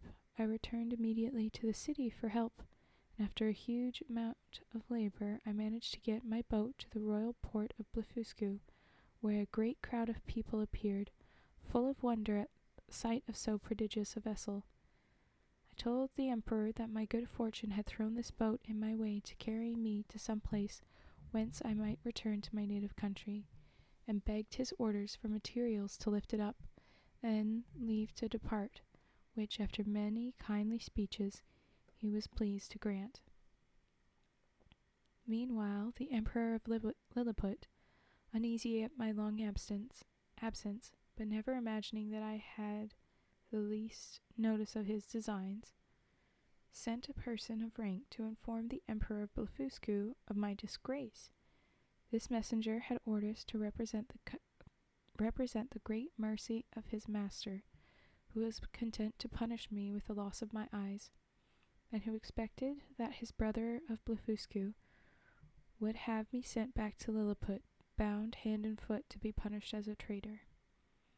The Emperor of Blefuscu answered with many civil excuses. He said that, as for sending me bound, his brother knew it was impossible. Moreover, though I had taken away his fleet, he was grateful to me for so many good offices I had done him in making the peace, but that both their majesties would soon be made easy, for I had found a prodigious vessel on the shore able to carry me on the sea, which he had given orders to lift up, fit up, and he hoped in a few weeks both empires would be free from me. With this answer the messenger returned to Lilliput, and I, though the monarch of Blefuscu secretly offered me his gracious protection if I would continue in his service, hastened my departure, resolving never more to put confidence in princes. In about a month I was ready to take leave. The Emperor of Blefuscu, with the Empress and the royal family, came out of the palace, and I laid down on my face to kiss their hands, which they graciously gave me. His Majesty presented me with 50 purses of sprugs, their greatest gold coin, and his picture at full length, which I put immediately into one of my gloves to keep it from being hurt. Many other ceremonies took place at my departure. I stored the boat with meat and drink, and took 6 cows and 2 bulls alive, with as many ewes and rams, intending to carry them into my own country to feed them on board. I had a good bundle of hay and a bag of corn. I would gladly have taken a dozen of the natives, but this was a thing the emperor would by no means permit, and besides a diligent search into my pockets, his Majesty placed my honor not to carry away any of his subjects, though with their own consent and desire. Having thus prepared all things as well as I was able, I set sail. When I made 24 leagues, by my reckoning, from the island of Blefuscu, I saw a sail steering into the northeast. I hailed her, but could get no answer. Yet I found I gained upon her, for the wind slackened, and in half an hour she spied me and discharged a gun. I came up with her between 5 and 6 in the evening, September 26, 1701. But my heart leaped within me to see her English colors. I put my cows and sheep into my coat pockets, and got on board with all my little cargo. The captain received me with kindness, and asked me to tell him what place I came from last, but my answer he thought I was raving. However, I took my black cattle and sheep out of my pocket, which after great astonishment clearly convinced him. We arrived in England on the 13th of April, 1702. I stayed 2 months with my wife and family, but my eager desire to see foreign countries would suffer me to remain no longer. However, while in England I made great profit by showing my cattle to persons of quality and others, and before I began my second voyage, I sold them for 600L. I don't exactly know what currency this is, and I left with 1500 with my wife, and fixed her in a good house. Then taking leave of her and my boy and girl with tears on both sides, I sailed on board the Adventure. The end. At least of those chapters. I think that's the end of...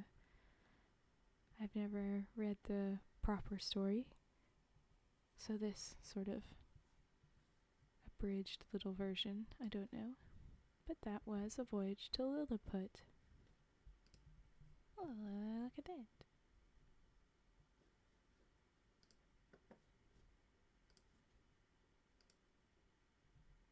Real cozy. Nice.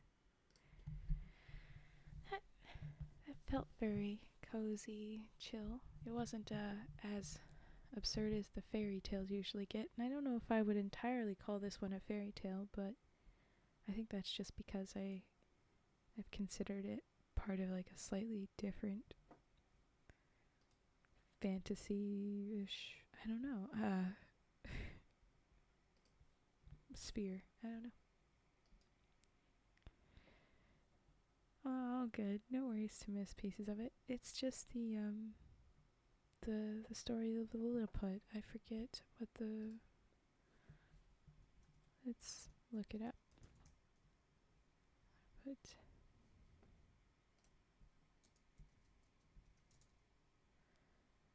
Gullivers Travels by... Come on, where is it? Jonathan Swift.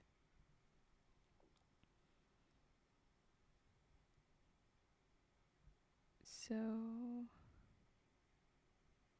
I think there is a lot more to this story eventually, but this is... They've done... Like, it's been referenced in so many other stories, and it does... Oh, yeah. Okay, so his second voyage takes him to the giants, people much bigger than him, so I knew that there was more. And then he's got even more parts, I guess. But it's a lot referenced in other things.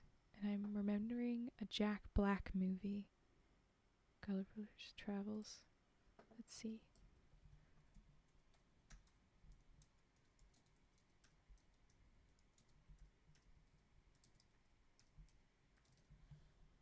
Yeah, it's just Gulliver's Travels.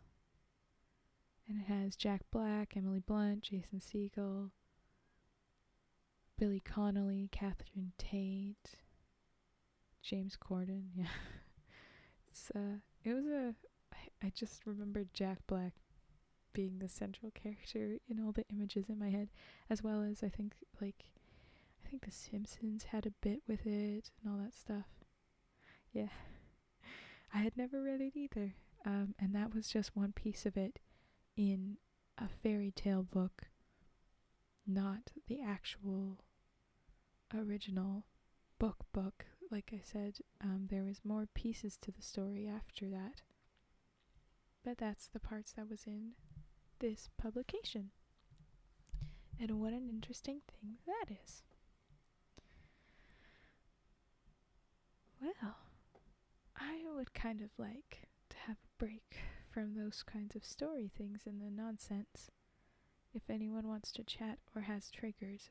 But if we would like to continue reading, the next story is The Princess on the Glass Hill, which is interesting.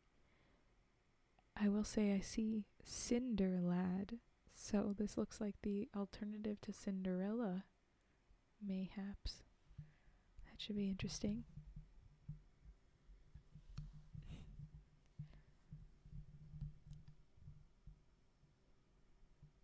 Let me know if you would prefer anything. Yeah, Cinder Lad. It's just like I'm skimming the text, and Cinder Lad is the name that pops up a whole bunch in The Princess on the Glass Hill. Probably same route to how Cinderella gets her name, something like this dude that sleeps in the ashes or whatever.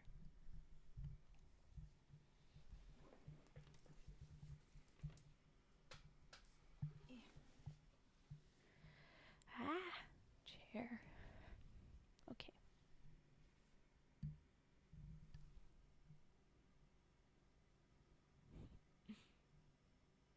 Don't mind my avatar flying around while I'm readjusting myself.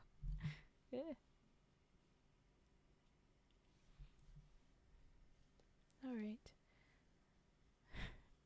Then I think I will go ahead and read The Princess on the Hill.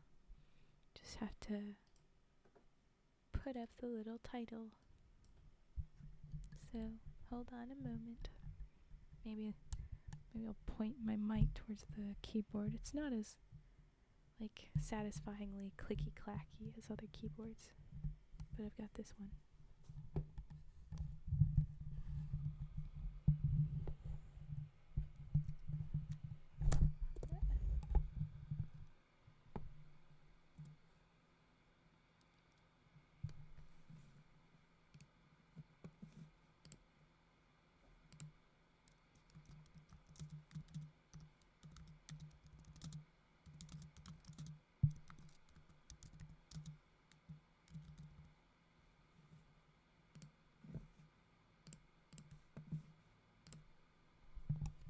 There we are.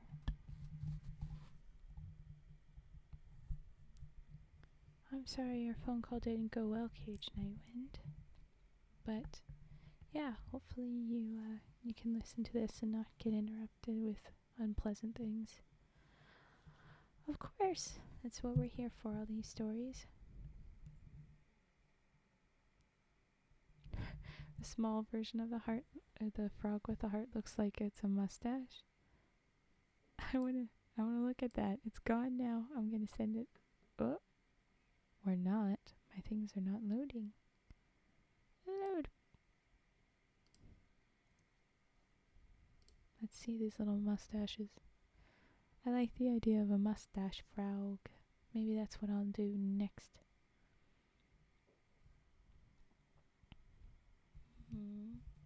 There's always a bit of a delay, of course.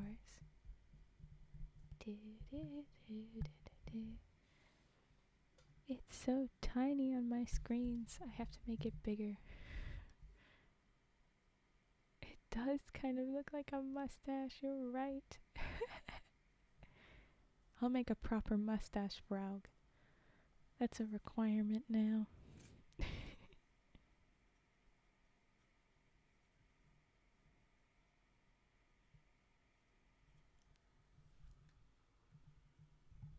Alright, The Princess on the Glass Hill. We've had a slight distraction, and that's fine. Oh, yes. That will be the Prince Charming frog with the mustache. I was thinking something more dumb than that, like when you want to feign pomp, you know, or like want to pretend that you're posh for a minute, you twirl your mustache moment. That's what I thought I might do. Maybe we'll have to have a whole series of the mustache frogs. I've got so much emote making that I need to get to, don't I? But I'm excited to do it. We'll do both. We'll do a fancy, like, I'll do different characters from the stories as the frog as a princess or as a witch or something. That's what I'll do, and that'll include the Prince Charming frog with a little mustache maybe, and then also the distinguished gentleman frog. I'll do all of it because that sounds so fun. Oh my gosh, I may have to like I've got so many other things to do. I may have to like skip one of my streams to do more of these, to make more emotes. But I think I will, and I think that will be good for me. I think just one less, where I'm just doing the emotes instead. But alright, okay. The Princess on the Glass Hill. Once upon a time there was a man who had a meadow which lay on the side of a mountain, and in the meadow there was a barn in which he stored hay. But there had not been much hay in the barn for the last 2 years. For every St. John's Eve, which, does anybody know what St. John's Eve? I think it's like All Saints have a day, so St. John's Day's Eve? I don't know. When the grass was in the height of its vigor, it was all eaten clean up, just as if a whole flock of sheep had gnawed it down to the ground during the night. This happened once, and it happened twice, but then the man got tired of losing his crop, and said to his sons, he had 3 of them, and the third was called Cinder Lad, so we don't actually get an explanation on why he's called that. We can assume he's the one that doesn't clean himself and likes to hang out in the ashes. That one of them must go and sleep in the barn on St. John's night, for it was absurd to let the grass be eaten up again, bade and stalk, as it had been the last 2 years, and the one who went to watch must keep a sharp lookout, the man said. I'm a little confused how his grass is a crop, but maybe it's, maybe he's meaning something like wheat or something like that, because olden times, like various different, growth, linguistically, grass is a wider bracket, and back then could have included something like that. Probably something like that. The eldest was quite willing to go to the meadow. He would watch the grass, he said, and he would do it so well that neither man nor beast, nor even the devil himself, should have any of it. So when evening came, he went to the barn and lay down to sleep. But when night was drawing near, there was such a rumbling and such an earthquake that the walls and the roof shook again, and the lad jumped up and took his heels as fast as he could, and never looked back, and the barn remained empty that year just as it had been for the last 2. Coward. Next St. John's Eve the man again said that he could not go on in this way, losing all the grass in the outlying field year after year, and that one of his sons must just go there and watch it, and watch well too. So the next oldest son, who was willing to show what he could do, he went to the barn and lay down to sleep, as his brother had done. But when night was drawing near, there was a great rumbling, and then an earthquake, which was even worse than that on the former St. John's night. And when the youth heard it, he was terrified, and ran off, running as if for a wager. The year after, it was Cinder Lad's turn. But when he made ready to go, the others laughed at him and mocked him. Well, you are just the right one to watch the hay. You who have never learned anything but how to sit among the ashes and bake yourself. So yeah, okay, all he does is sit by the fire, said they. The celebrate John the Baptist. Oh, there you go. Thank you, Death Noah. Thank you for schooling us. So his brothers are teasing him, because all he does is sit in the ashes. Cinder Lad, however, did not trouble himself about what they said, but when evening drew near, rambled away to the outlying field. When he got there, he went into the barn and lay down. But in about an hour's time the rumbling and creaking began, and it was frightful to hear it. Well, if it gets no worse than that, I can manage to stand it, thought Cinder Lad. In a little time the creaking began again, and the earth quaked so that all the hay flew about the boy. So it is hay? Or no, just the hay in the barn. Oh, if it gets no worse than that, I can manage to stand it, thought Cinder Lad. But then came a third rumbling and a third earthquake so violent that the boy thought the walls and roof had fallen down. But when that was over, everything suddenly grew as still as death around him. I am pretty sure it will come again, thought Cinder Lad, but no, it did not. Everything was quiet, and everything stayed quiet, and when he had lain still for a short time, he heard something that sounded as if a horse were standing chewing just outside the barn door. He stole away to the door, which was ajar, to see what was there, and a horse was standing chewing just outside the barn door. Oh no, was standing, eating. It was so big and fat and fine a horse that Cinder Lad had never seen one like it before, and a saddle and bridle lay upon it, and a complete suit of armor for a knight, and everything was of copper, and so bright that it shone again. "Aha! It is thou who hast eaten up our hay, then."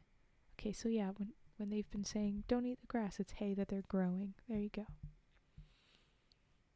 "Aha, it is thou who hast eaten up our hay, then," thought the boy, "but I will stop that." So he made haste, and took out his steel for striking fire, and threw it over the horse, and then it had no power to stir from the spot, and became so tame that the boy could do what he liked with it. Yeah, 'cause fire will calm down a horse. What? What? So he mounted it and rode away to a place which no one knew of but himself, and there he tied it up. He went home again. When he went home again, his brothers laughed and asked how he had got on. "You didn't lie long in the barn, if even you have been so far as the field," said they. "Lasted longer than you guys. I lay in the barn till the sun rose, but I saw nothing and heard nothing, not I," said the boy. "God knows what there was to make you two so frightened." "Well, we shall soon see whether you have watched the meadow or not," answered the brothers. But when they got there, the grass was all standing just as long and as thick as it had been the night before. I would guess, save just a little square where the horse managed to chomp a tiny bit. The next St. John's Eve it was the same thing. Once again, neither of the two brothers dared to go to the outlying field to watch the crop, but Cinder Lad went, and everything happened exactly the same as on the previous St. John's Eve. There was a rumbling and an earthquake, and then there was another, and then a third, but all three earthquakes were very much more violent than they had been the year before. Then everything became as still as death again, and the boy heard something chewing outside of the barn door.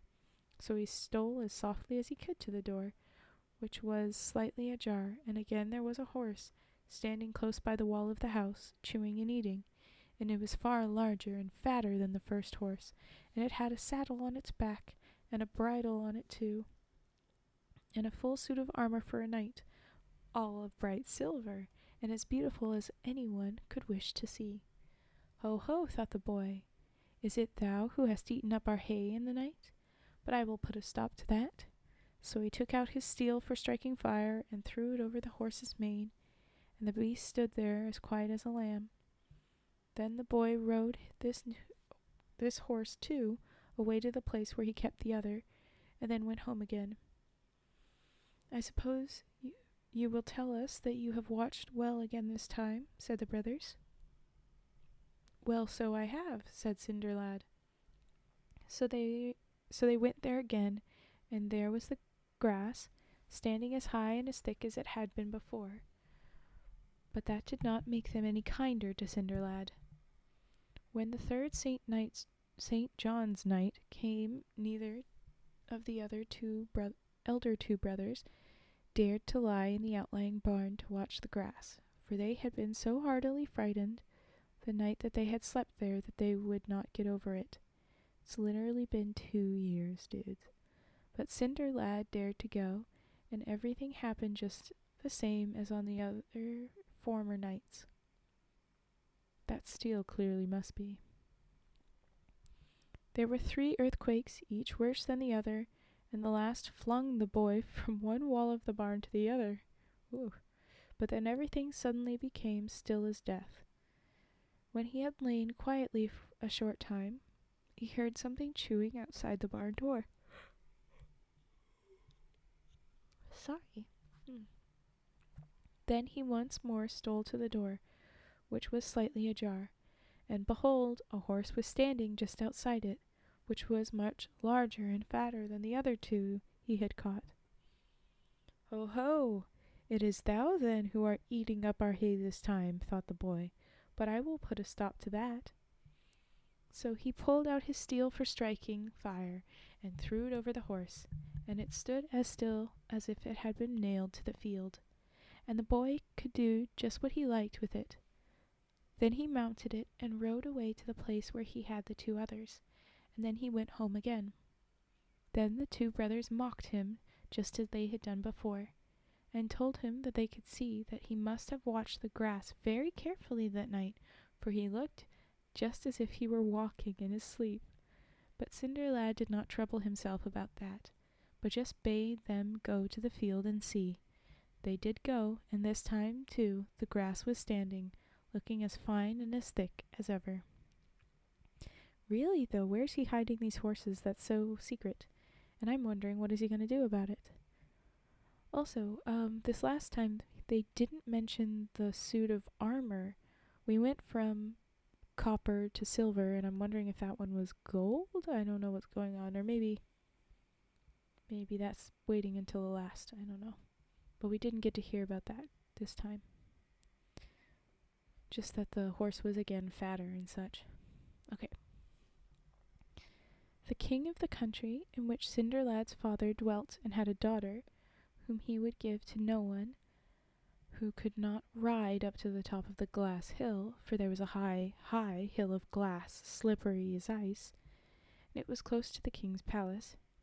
Upon the very top of this, the king's daughter was to sit with 3 gold apples in her lap, and the man who could ride up and take the 3 golden apples should marry her, and have half the kingdom. The king had this proclaimed in every church in the whole kingdom, and in many other kingdoms too. The princess was very beautiful, and all who saw her fell violently in love with her, even in spite of themselves.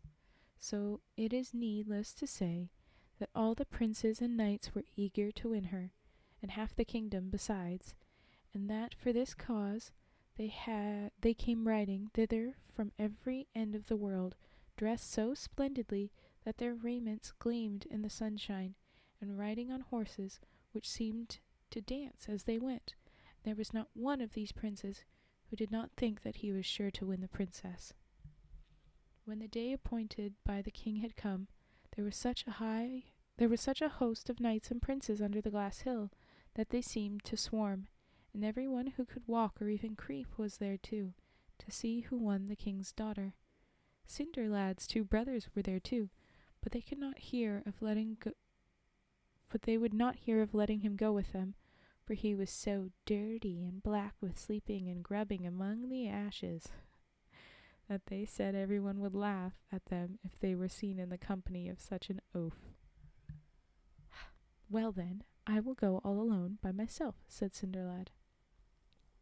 When the 2 brothers got to the glass hill, All the princes and knights were trying to ride up it, and their horses were in a foam, but it was all in vain, for no sooner did the horses set foot upon the hill than down they slipped, and there was not one which could even get so much as a couple of yards up.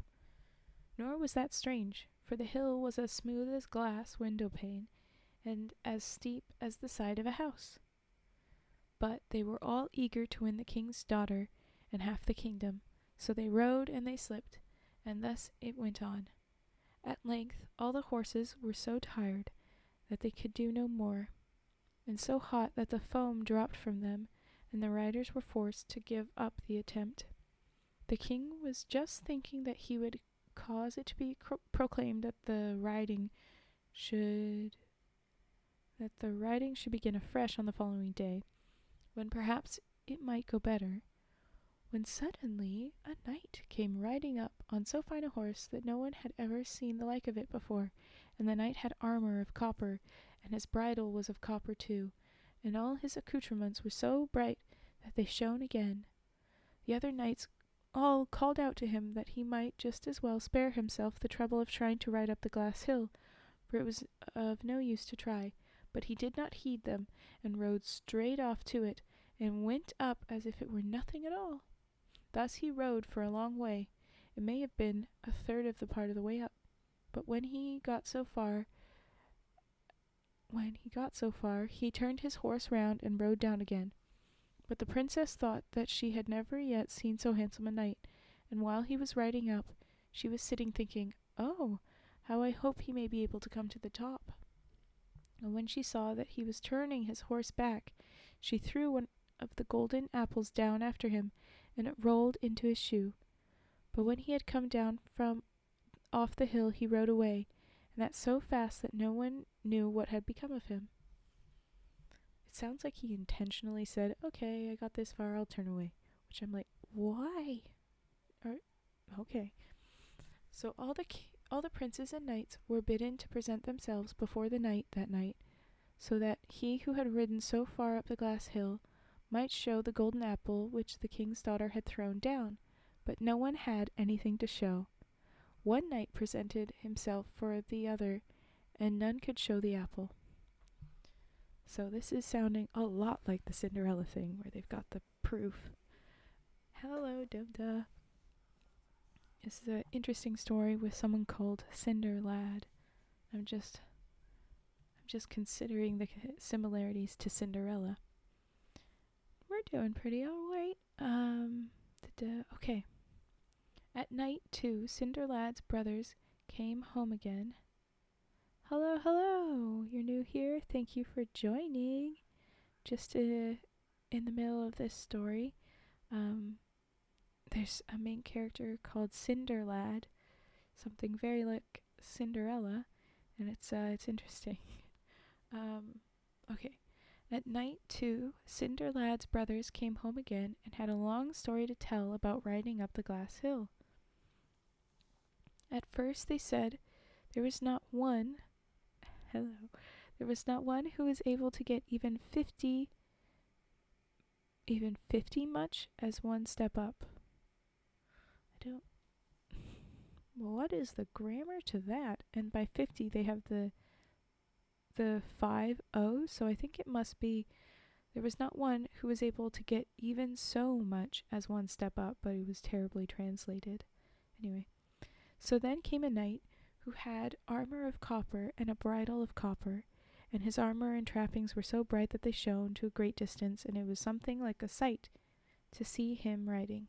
He rode 1/3 of the way up the glass hill, and he could easily have ridden the whole of it if he had liked, but he had turned back, for he had made up his mind that he was enough enough for once.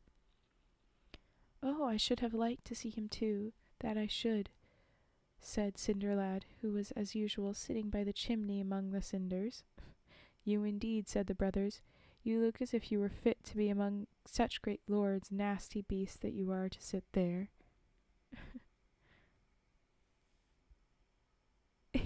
Yes, I told you guys that I would make y'all mods, and so I have. So there you go. You've been modded.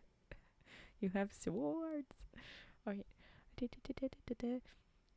The brothers are making fun of him, and Cinderlad is going with a joke. Ooh, I wish I could have seen him. That was Cinderlad that went. Next day, the brothers were for setting out again, and this time too Cinderlad begged to let him go with them and see who rode. But no, they said he was not fit to do that, for he was much too ugly and dirty. Well then, I will go all alone by myself, said Cinderlad. I'm glad you guys are enjoying it. So the brothers went to the glass hill, and all the princes and knights began to ride again, and this time they had taken care to roughen the shoes of their horses, but that did not help them.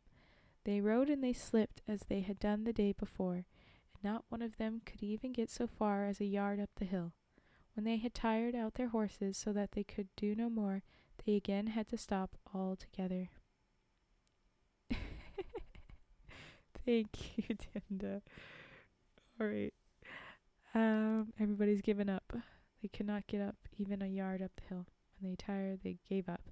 But just as the king was thinking that it would be well to proclaim that the riding should take place next day for the last time, so that they might have one more chance, he suddenly bethought himself that it would be well to wait a little longer to see if the knight in copper armor would come this day too. But nothing was to be seen of him. Just as they were still looking for him, however, came a knight riding on a steed that was much, much finer than that which the knight in copper armor had ridden, and this knight had silver armor and a silver saddle and bridle, and all were so bright that they shone and glistened when he was a long way off. Again the other knights called to him, and said that he might just as well give up the attempt to ride up the glass hill, for it was useless to try. But the knight paid no heed to that, but rode straight away up the glass hill, and went still farther up than the knight in copper armor had gone. But when he had ridden 2/3 of the way up, he turned his horse around and rode down again. The princess liked this knight still better than she had liked the other, and sat longing that he might be able to get up above. And when she saw him turning back, she threw the second apple after him, and it rolled into his shoe. And as soon as he had got down the glass hill, he rode away so fast that no one could see what had become of him.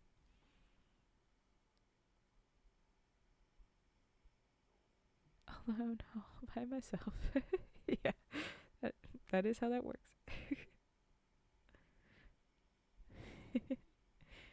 Ah, yes, see, Death Noah, you already have your own knife.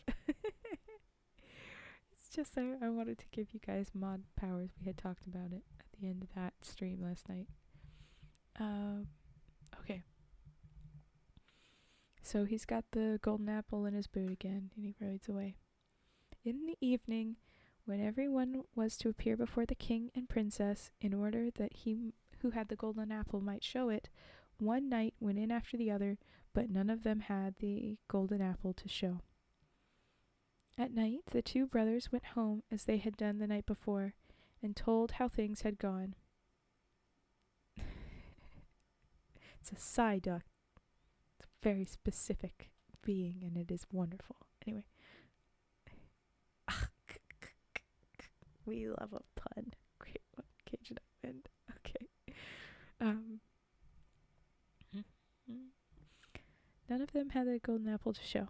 At night the two brothers went home as they had done the night before, and told how things had gone, and how everyone had ridden, but no one had been able to get up the hill. But last of all, they said, came one in silver armor, and he had a silver bridle on his horse and a silver saddle, and oh, but he could ride. He took his horse 2/3 of the way up the hill, but then he turned back. He was a fine fellow, said the brothers, and the princess threw the second golden apple to him. Oh, how I should have liked to see him too, said Cinderlad. I'm imagining with just all the sarcasm in the world. Little giggle frog, yeah. Oh, indeed, he was a little brighter than the ashes that you sit grubbing among, you dirty black creature, said the brothers. Okay, ew. These awful brothers. With migraine problems. I mean, not wrong. Anyway, okay. On the third day, everything went just as on the former days. Cinderlad wanted to go with them to look at the riding, but the two brothers would not have him in their company, and when they got to the glass hill, there was no one who could ride even so far as a yard up it, and everyone waited for the knight in silver armor, but he was neither to be seen nor heard of. At last, after a long time, came a knight riding up a horse that was such a fine one, its equal had never yet been seen. I knew this was going to happen. The knight had golden armor. They just didn't mention it before. And the horse a golden saddle and bridle, and these were all so bright that they shone and dazzled everyone, even while the knight was still at a great distance. The other princes and knights were not able even to call to tell him how useless it was to try to ascend the hill, so amazed they were at the sight of his magnificence. He rode straight away up the glass hill, and galloped up it as if it were no hill at all. So amazed were they at the sight of, so that the princess had not even time to wish that he might get up the whole way. As soon as he had ridden to the top, he took the third golden apple from the lap of the princess, and then turned his horse about and rode down again, and vanished from their sight before anyone was able to say a word to him. "Why are you running away, Cinderlad? What you doing?" We don't even know, like, in Cinderella, there's the whole, like, explanation of the fairy said to do this. But in this one, it's like, this guy is just like, I'm just gonna walk away now. What are you doing? Okay. Oh, how I should have liked to see him. Oh, no, wait. When the two brothers came home again at night, they had much to tell of how the riding had gone off that day, and at last they told about the knight in the golden armor too. He was a fine fellow, that was. Such another splendid knight is not to be found on earth, said the brothers. Oh, how I should have liked to see him too, said Cinderlad. Well, he shone nearly as bright as the coal heaps that thou art always lying or raking among. Dirty black creature that thou art, said the brothers. Next day all the knights and princes were to appear before the king and princess. It had been too late for them to do it the night before, in order that he who had the golden apple might produce it. They all went in turn, first princes and then knights, but none of them had a golden apple. But somebody must have it. Somebody must have the three. There are three dudes. Said the king, for with our own eyes we saw a man ride up and take it. So he commanded that everyone in the kingdom should come to the palace and see if he could show the apple. And one after the other they all came, but no one had the golden apple. And after a long time, Cinderlad's two brothers came likewise. They were the last of all, so the king inquired of them if there was no one else in the kingdom left to come. Oh, yes, we have a brother, said the two, but he never got the golden apple. He never left the cinder heap on any of the 3 days. Never mind that, said the king. As everyone else has come to the palace, let him come too. So Cinderlad was forced to go to the king's palace. Forced? Buddy didn't want to come? What the hell? Hast thou the golden apple? Asked the king. Yes, here is the first, and here's the second, and here's the third too, said Cinderlad. And he took all 3 apples out of his pocket, and with that drew off his sooty rags, and appeared there before them in his bright golden armor. So he had his armor underneath his rags? Blacksmith friend, tell us how that works. Anyway. And appeared before them in the golden armor, which gleamed as he stood. Thou shalt have my daughter, and the half of my kingdom, and thou hast well earned both, said the king. So there was a wedding, and Cinderlad got the king's daughter, and everyone made merry at the wedding, for all of them could make merry, though they could not ride up the glass hill, and if they have not left their merry-making, they must be at it still. Aw, that's a cool way to end it. And if they haven't left it, they must be still doing it. That's kind of neat. Magic armor, magic rags. Yeah, maybe it'll be a reveal at the end. they never revealed it. They never explained what Cinderlad was up to. But I guess, at the very least, we got the explanation how he got his magic horses. That's the point. That was our lead up, I guess. I quite like this.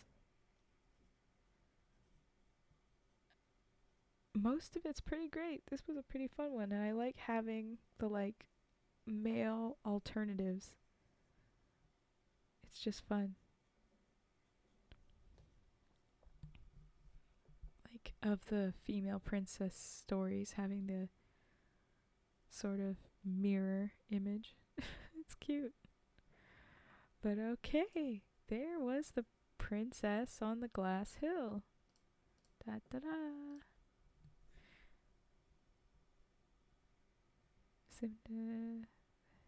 He had to leave before they caught on to his mild ruse. Maybe. Some piece of me says he did it to show off. He's like, oh, she's got 3 apples? Well, I got 3 horses. I got time. I can make sure that I'm the only one to get the apples. I will get all of them. And so that he has his fun little reveal where he's like, well, here's the first, here's the second, and here's the third. But I think that would have sold better. That would have read better in the story if they had been, there were 3 frickin' knights. How have we found none of them? And then they would be like, oh, there wasn't 3. There was only me. Suck it. Anyway. I think it was for the flex. And then I guess since he wasn't invited to the, okay, everybody that was here, show off thing. Because even his brothers weren't invited to that. It was only the princes and knights. Then I guess that part kind of makes sense. But why run away when you could have he could have done his presentation of the 3 apples right there in front of the princess, took off his hood, gave the kiss, and yeah, celebrate right there instead of run away. But, oh well. He made his choices. I don't know.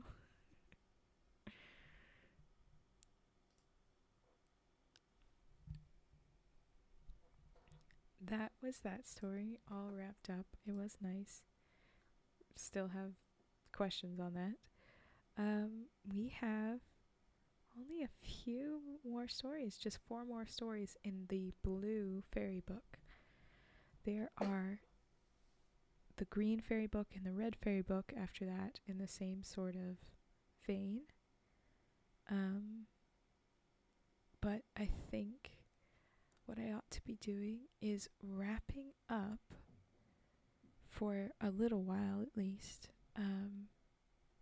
these fairy tales and move on to cryptid sort of tales, stories of other areas kind of thing. And this website still has so many options. They've got a really good collection: African folktales, Asian folktales, Australian folktales, European, North American, South American, but not everything. And I had other specific stories I thought that I would get to. So I think I will save those 4 stories for my stream tonight, and then I'll prep the next places that I'll start reading, and then you guys can have all of that fun, and we can get into the more spooky versions of things, and then who knows where we'll go with the next readings.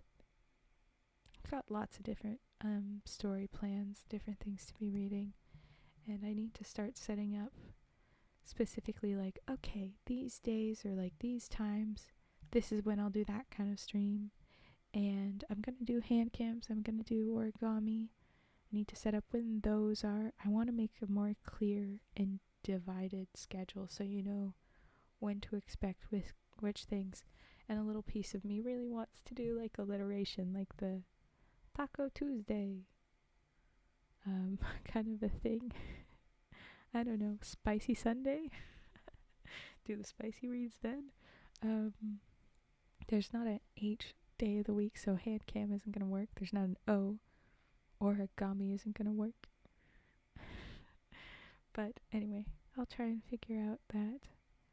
I guess I could do, it's not alliteration, but it has the similar sound. Origami afternoon,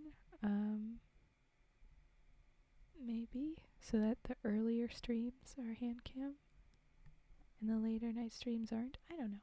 I'll figure it out.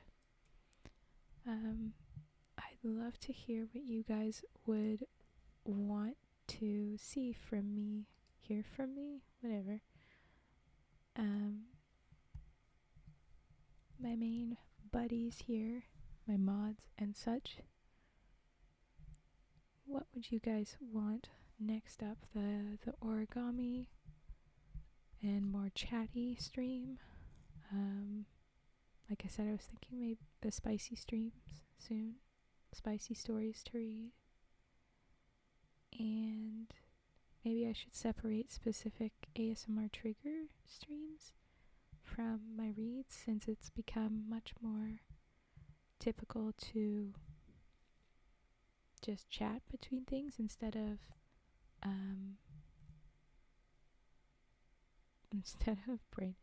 instead of doing the triggers between things. I'd love to hear whatever recommendations you have, and if you don't give me any, then I'm going to take random stabs at it in a little while. Set up my own schedule plan. But those are some of the ideas I have. I'd love to hear what you guys think. I'm hoping you're all typing and that it's taking a while. I don't know. Okay, yeah. I'm definitely gonna be doing that one. I've got a bunch of cranes I'll do for sure, and then I can walk through some other designs as well. Like I said, I'll go into cryptid stories next. I'm excited to do. And then I'll come back to different folk tales of different places. And I'll probably do different, basically months of different kinds of stories. Like this month we're doing the Red Fairy book. This month we're doing cryptids from this area. This month we're doing this much longer story, but it's every chapter is a new stream or something, I think. That kind of theming.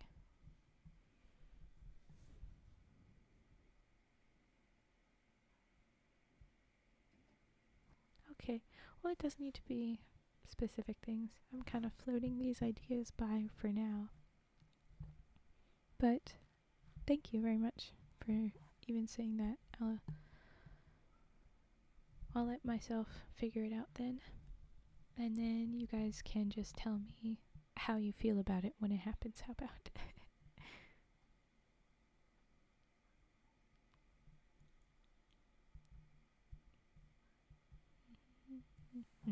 Okay.